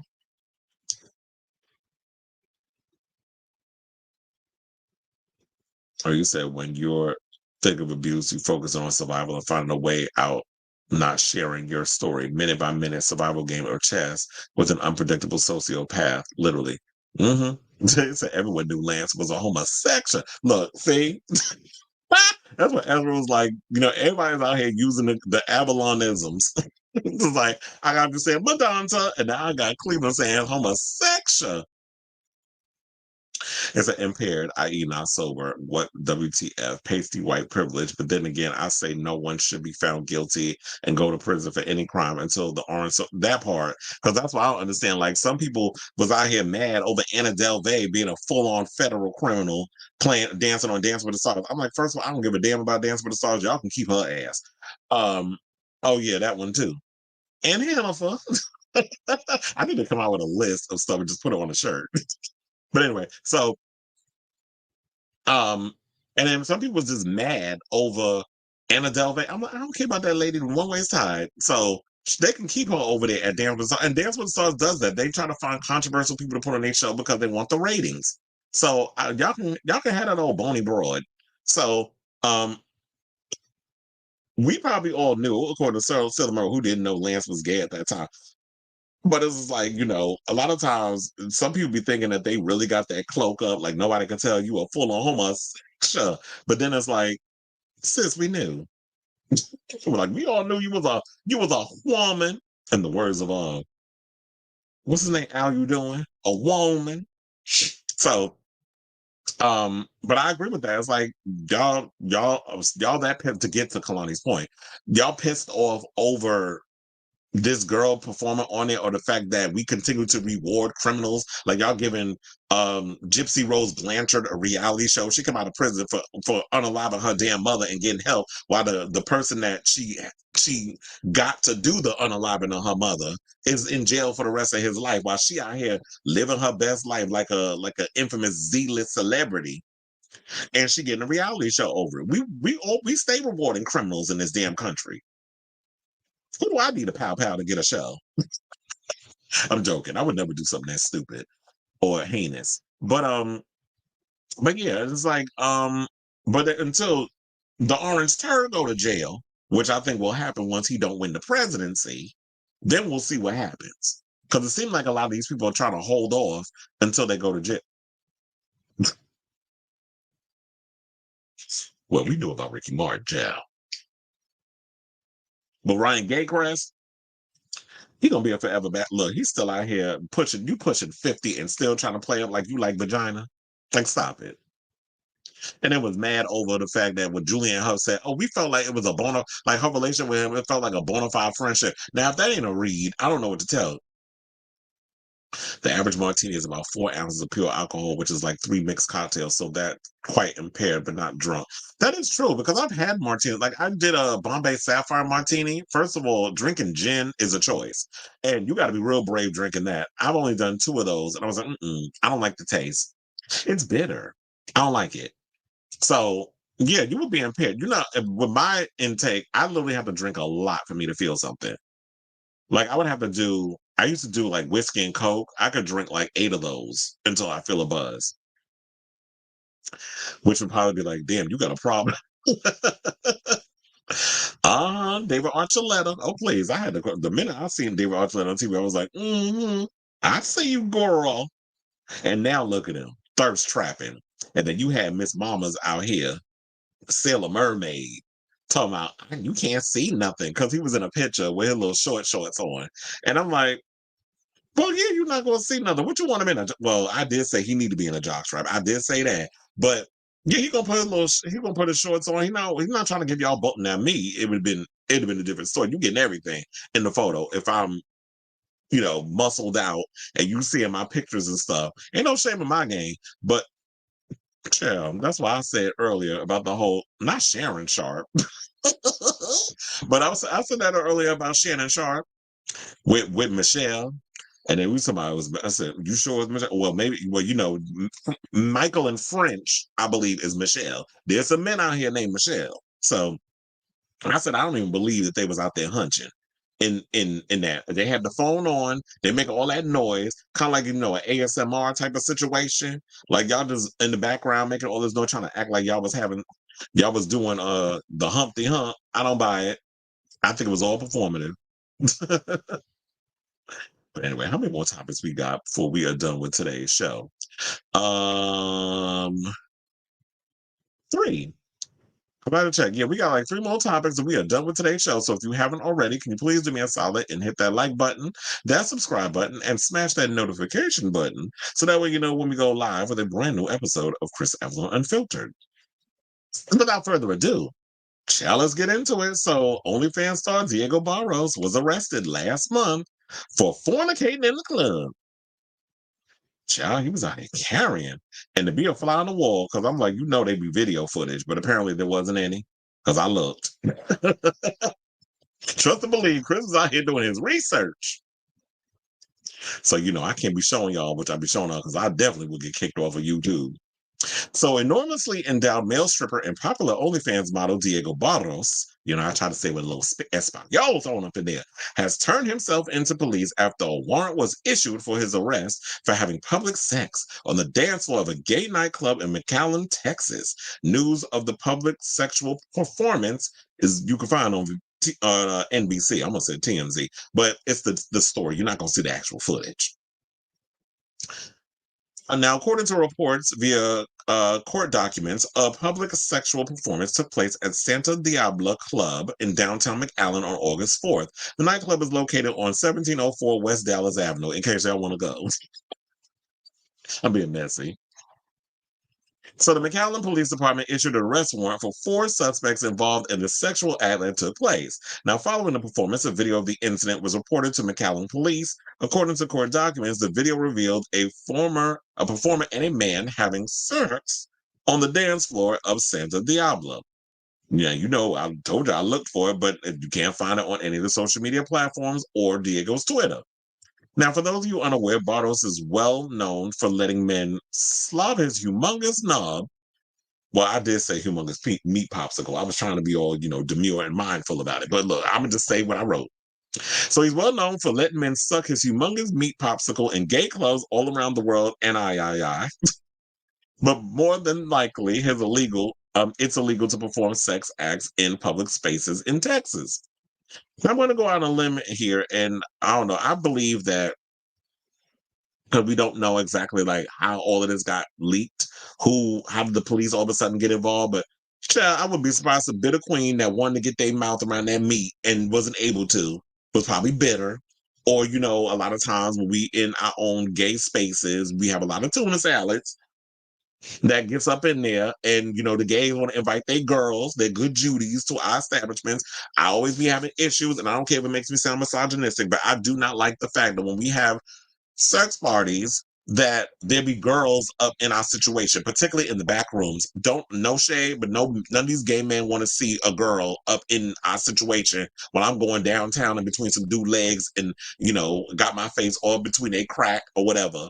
That a girl is sitting there with her little drink, watching what I'm doing. I love my girls and parts of the community and stuff, but there's certain things that we gays like to keep for ourselves. And it's no shade. I'm just saying it. And if it makes people come across as misogynistic, oh well. I'm just telling you how myself and a lot of gay men feel. That there's certain places that we don't mind y'all. Y'all can come to our drag event. Y'all can come to all the other things. And some men even complain about how a lot of the women come to our gay establishments and y'all don't be respectful. Particularly if y'all want to do bachelor parties or whatever, y'all come up here being all loud, being all rude, being just being aggressive for no damn reason. Not respecting the drag queens, being disrespectful to the go-go dancers. Like a lot of times we had to create our own establishment because we don't get accepted and still don't outside of certain establishments. Especially, I'm not surprised that there'd be a warrant for his arrest with him being in a place like Texas. Now, they do have, this ain't Texas. They do have gay bars and things and stuff in Texas. But, they do have their conservative stuff that goes on out there as well. Particularly when you have, what's that man name, the one in the wheelchair, Meals on Wheels, the one that's the damn bigot? They have their anti-gay bills and their racist bills and all this other stuff that's going on out there. So now one of the arrested men, presumably one of the patrons that blew him, was charged with public lewdness, while 2 others, Mark Anthony Watts and Alvaro Costilla, were charged with promotion of prostitution and tampering with evidence. They probably worked for Barros and or the club, and the tampering charge might have to do with erasing the video. Now, after an arrest warrant was issued for his arrest on Thursday, September 5th, 2024, Diego Rodrigo Barros surrendered to the McAllen Police Department and was arraigned in the McAllen Municipal Court on the following charges. So there was 4 charges: public lewdness, Class A misdemeanor, which is a $1,000 bond. Public lewdness, Class A misdemeanor, 1,000. Wait, so why is it written 3 times? So I think he was charged $4,000 in total because they have public lewdness, Class A misdemeanor 3 times, and prostitution, which is a Class B misdemeanor, which is a $1,000 bond. So maybe he was charged 3 times for the same thing, which is crazy, in my opinion. So hold on, because of course I had to come with the bug shot. Like, we can't let Justin Timberlake be the only one. So yeah, it says, it was hit 4 times. It was 3 public lewdness charges and a prostitution charge. So I wasn't bugging because I'm like, why was it written 3 times? So yeah, this is the McAllen Police Department, report. And he was booked on September 5th of this year. He was released on September 6th, 2024. So he was correct when he said in a tweet, and we're going to get into that in a minute, that he only spent a night in jail. Now, speaking of bug shots, in case y'all didn't see it, let's get to it. Ooh, that hair look thin. Why he look like he got bloodshot eyes? My girl, what drugs you on? Allegedly. So there's and then of course, we got the side profile. Come on, side profile, but let's go back to the mugshot. Yeah, them eyes is bloodshot. That's giving up Justin Timberlake. So, he did tweet. He said, "Hey guys, I'm okay. I was there for less than 24. Back to NYC now. Thanks for the love. Red heart emoji." And this is on September 8th when he posted that situation. So, they do have the advertisement, which I could show y'all also. That was a tweet. And this is the advertisement where he was at the place where on August 3rd when the incident happened. And I think it was a month later where he was, he turned himself in and that sort of thing. So it was a $5 cover. But of course, if you want to do a meet and greet, it was $15. Now, the thing with Diego is notoriously known. This is, for those of us who follow him. And I should point out, the people that follow him, I believe his follow numbers, he has 1.6 million followers on Twitter. So him and Raheem Shabazz are up there with like the biggest amount of followers that they have on Twitter. If you have ever followed Diego, y'all know Diego does his own not SA, but sexual content on OnlyFans. He also travels around the United States and abroad where he does public sex shows. And we're not going to sit up here and act like that public sex shows don't exist, especially in New York. I've gone to plenty. I'm sure there's people that are watching this show has gone to a few. I actually like going to a lot of those shows, particularly when there's a lot of certain adult film stars are there, like when it was been Boomer Banks or other, people that I have followed over the years. I would go see them do their live shows, and then y'all could just do as you will. Sex parties are fun. But I guess you need to be careful when you go to a lot of these places. But a lot of the places that I've gone to and friends of mine who do these type of parties, I'm not going to snitch because I ain't me.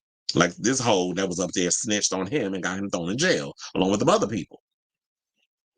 But this is why I've always loved when I've gone to certain establishments and certain parties where they're like, phones are not permitted to be recording and stuff.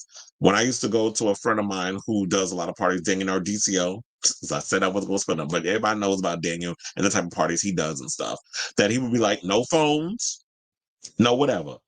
So, and we respected it. We did not pull out phones, and if you was pulled out, you was kicked out.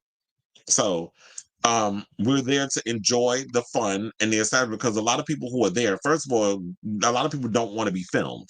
Y'all shouldn't be putting people on film and stuff, but there are places that it's like, if that's open and okay. Now, I know they have the deviant parties where we've seen footage of, that's like the black gay sex parties, whatever. And we've seen people up there, all of their phones filming. It's like, be in the moment, enjoy it. Like, y'all shouldn't be filming this. I mean, that would get more people to come, but at the same time, you don't want to be putting that on it because then this is what you have to deal with. The fact of Diego and others getting arrested for what they want to call public lewdness.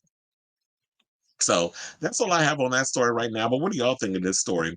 I'm glad that Diego's out of jail. I'm sure that he's going to keep doing what he does, but he just needs to take precautions, especially like with these clubs and these establishments. If I'm going to be booked at your establishment, there needs to be things put in place where his safety is protected, and then y'all don't, and y'all's as well, and y'all don't have to worry about the possibility of some bitter queen or woman or somebody or anybody in between snitching on y'all and basically getting y'all arrested. Because after a while, it's going to get. I know you make a lot of good coin, charging people $20 a damn month for OnlyFans. You make a good enough amount of money doing what you're doing, but after a while, you're going to get tired of having to pay them damn fines if you're going to keep getting arrested in a lot of these establishments. So anyway, let me know what you guys think of this story in the comments down below. Yeah, I had to stop scrolling after that part because there was some nudes in there. And I ain't trying to get demonetized and kicked off. He says oh yeah, I read that one already. It said, I say this because almost every guy I felt an attraction, they usually have some zesty rainbow in it. Okay. Well, that's what I always say. I always tell people I've never been attracted to a straight guy. Never. So if I'm feeling a ways, I'm like, just sugar in that tank or something. Why do I think I'll be saying like from like what I be talking about Pedro Pascal? People like, I don't see it in him. You don't have to. It's apparently from Nico. That's illegal in Texas, so they were less than smart to perform such an. Well, yeah, that's what I said. You have to watch where you go. Like I know he's done shows in Mexico where I believe that you can go out there. The dancers be a butt ass naked on stage, hard as a rock. The guys be pulling on their meat, putting in their mouth, doing all kinds of stuff. But yeah, if you got to realize if you're gonna go to Texas, whatever, you can go out there and go dance, whatever, but you cannot be out there performing sex acts because it's illegal. And the things that are going out there is like you don't want to risk that. So I would not be. I'm sorry, Texas, but you just wouldn't be getting me performing for you if I was Diego. I can't risk my money. Y'all have to travel. And I believe there's only one US Open. Just like that's why I was confused. I'm like, did he record it and just watch it? Because I'm like, US Open is always like towards the end of the last 2 weeks, like the last week of August and the first week of September. So I'm like, what US Open was he watching? Was it an old one? And especially if you're talking about around Father's Day. Father's Day is in the summer. That's June.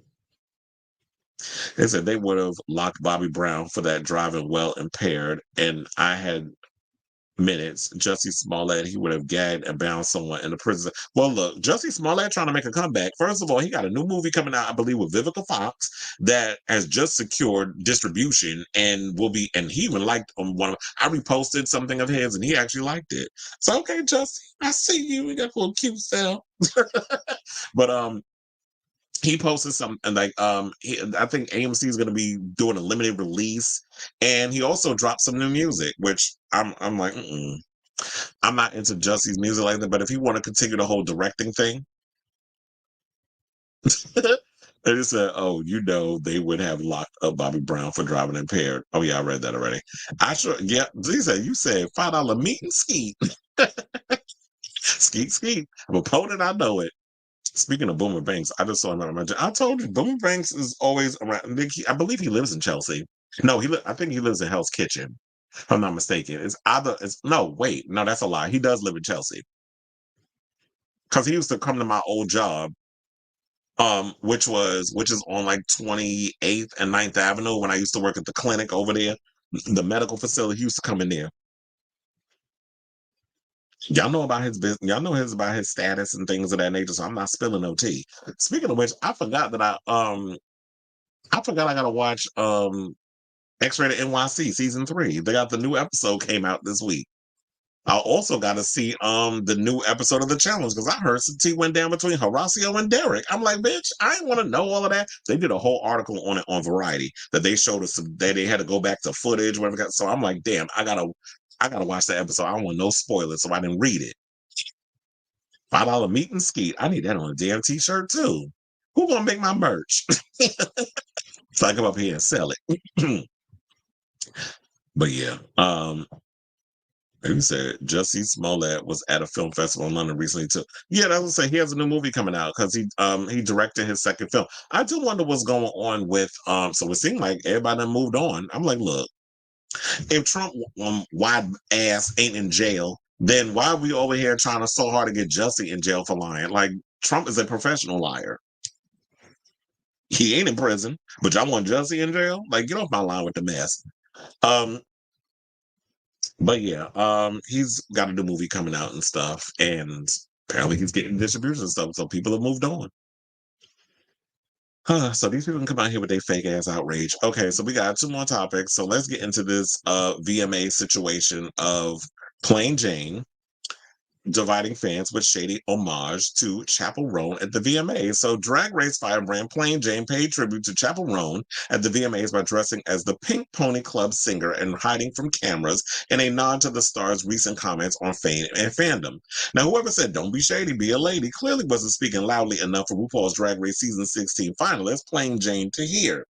The Burger Finger scented drag star made a name for herself by being unfiltered in comments towards her fellow competitors during her journey to the top three alongside Nymphia Wynn and Safira Cristal, as she continued in the same vein, leaving the workroom. There was a bit of a bumpy landing for Jane after she sparked backlash in June by calling pop star Roan, who makes a point to hire local drag talent for her shows, and her love for drag performative as fuck. It now seems that Plain is doubling down on her later confessed love for Chappell. Was hard to believe. But after, she attended the MTV VMAs dressed as the Good Luck Babe singer, but not exactly unexpectedly, there was a dig. Well, in case y'all didn't see it, the photo, I'm gonna pull it up for y'all to see. Plain Jane dressed as Chaperone. This is how you can tell the one from the other. Her hips are wide, and she got big boobs. Chappell has neither. It's no shade. I'm just saying. So it now says that it now seems that Plain is doubling down on her later. Okay, so hold on. Where is what she said? Now she said that Chappell recently spoke about her struggles with fame and boundaries at the VMAs. Plain was and I also have to say this. It was good to see Morphine up in there too. She looked good. She looked like she was back to some sort of normalcy. Like she wasn't like in pain, nothing. But it's been a while since that crazy car accident that happened when she, right after DragCon. So Morphine was there. I told you every season. Now that I guess Drag Race is part of the MTV family, or maybe they were doing this when they were on VH1. I don't remember, but the Drag Race girls from the prior season gets to go to the VMAs. They've been doing that for years. They did it with the cast of The Real World. They did it with the cast. I'm sure they do it with the Challenge too. They do it with the cast of Jersey Shore. They were doing all of that with all the cast of other shows. They would get invites to the to the VMAs. I guess they need to fill up them seats somehow. So at the VMAs, Plain, accompanied by fellow queens Morphine Love Dion, Tsunami Muse, Megami, Dawn, Nymphia, and a mandatory meeting, pretended to be scared of the camera when they approached her. Now, it's saying, I wanted to pay homage to my favorite artist's favorite artist. This is with Chappell Roan. To saying Chappell Roan. This is what Plain told EW through a rep, itself a reference to Roan's relationship with Sasha Colby. Which I should also point out that Sasha Colby recently came out and said that, that Chappell is officially her drag daughter. So kudos to her on that.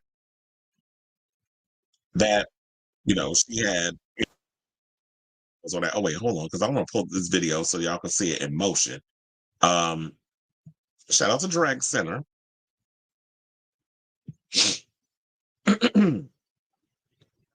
Because it was like, yeah, let me show y'all this. It was another video. Okay. I see Diddy's trending, but of course he is. So yeah, you see all the girls and stuff there, and it's I want to pay homage to my favorite artist. Now, last month, Rome released a statement on Instagram about boundaries, saying this has nothing to do with the gratitude and I love and feel for my community, for the people who respect my boundaries, and for the love I feel for every person that lifts me up. So, she was out here saying all the things that she was saying. Now, some people felt that she was out here being shady. So, do y'all think that she was out here being shady as, just dressing up as Chappell Roan?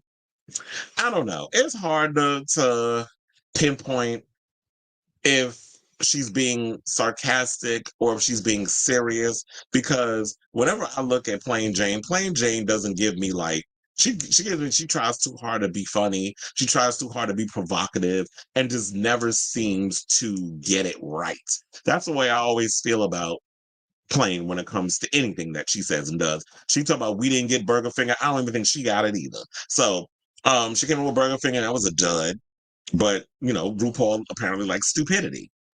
I guess all them years of doing all them crazy ass drugs, it does all sorts of wonders to the brain, all sorts of crazy stuff to the brain. So I don't know. So whatever y'all thoughts on this, do y'all think that Plain Jane was being serious? That this was her way of apologizing and owning up to the fact that it was like, oh no, what you said was just stupid in regards to like her coming for Chapel and saying that she was being performative. So whatever your thoughts are, let me know in the comments down below.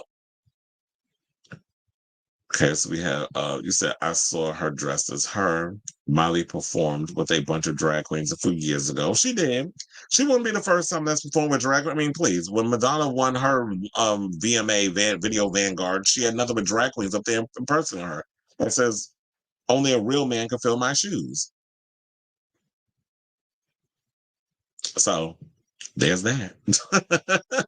All right, so let's get to our final topic. And we want to end on a high note and give a huge congratulations to Cardi B, who has given birth to baby number 3. So kudos to Miss Mamas for giving birth, and she's posted pictures up. So the prettiest little thing, 9/7/24, Cardi 31 wrote on Instagram on Thursday, September 12th, alongside a slideshow of photos and videos from her hospital room. Now, in the first pic, Cardi is sitting in bed holding her newborn, who is rocking a pink cap. The musician also showed off pictures of Offset and their little ones greeting the newest addition to the family. The rapper announced her pregnancy in August, saying, with every ending comes a new beginning. I am so grateful to have shared this season with you. You have brought me more love, more life, and most of all, renewed my power. Reminded me that I can have it all, she wrote at the time, addressing her third child. You reminded me that I've never had to choose between life, love, and my passion. She continued, I love you all so much and cannot wait for you to witness what you helped me accomplish.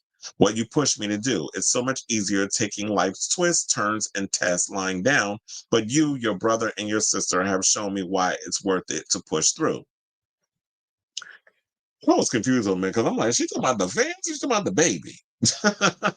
So it's cute or whatever that, you know what, yet again, you went and slipped because you needed dick. As she said, that was her reason for why she got back with Offset or hooked up with Offset. And this is right after New Year's Eve, which perfectly aligns with the fact that, yeah, she's going to have a September baby because in the wintertime when it's cold and it's New Year's or it's, the holidays or whatever, you getting it in with your girl, you get them pregnant, and then the 9 months is September. So that makes perfect sense that why she would have a baby in September, a Virgo child, similar to me. My parents was getting it in.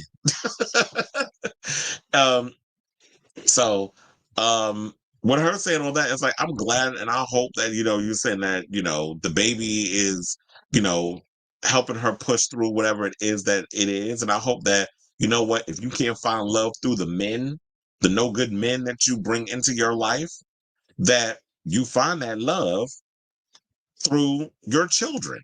So I hope that's where she goes with that and I hope that what this doesn't mean is that, with culture and wave, that you're going to have a thought in your mind of, oh yeah, now I'm going to give this man another chance and get with him again. And it's like, no, ma'am, don't do it. Don't get back with Offset. I was going to show this other picture, but first of all, it's Cardi B's boobs and her areola look a mess. But I'm like, should you be breastfeeding your baby? Especially when you got implants?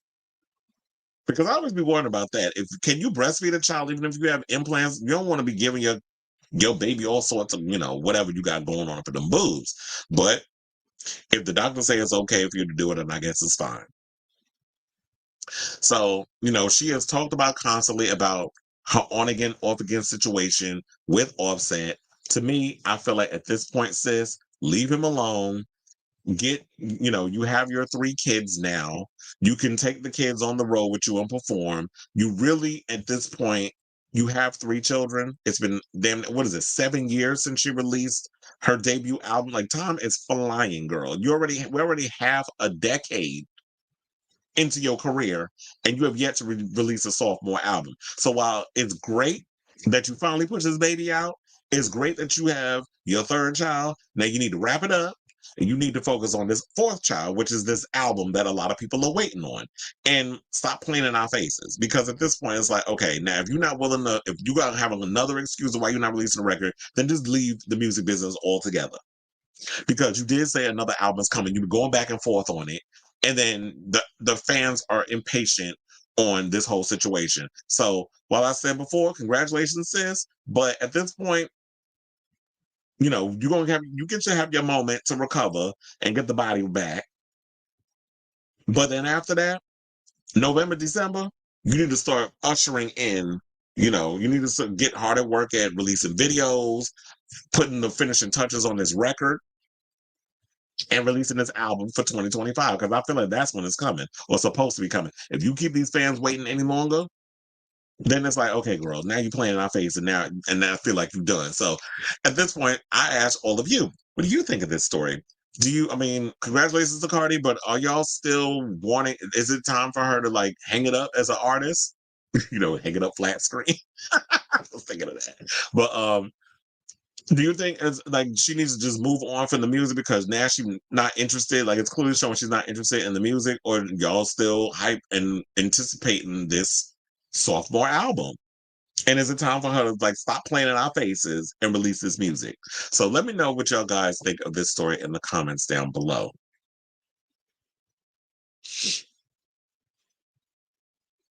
Look at that, child. This is messy as hell, but I'm happy for that precious baby is born and is healthy. Agreed.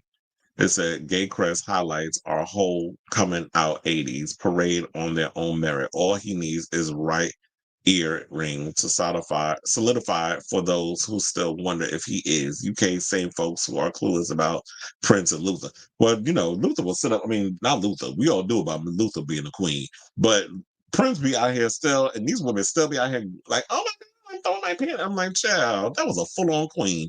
You need to stop. Exactly. 3 babies and no album. That sounds like a movie. 3 men and a baby. 3 babies and no album.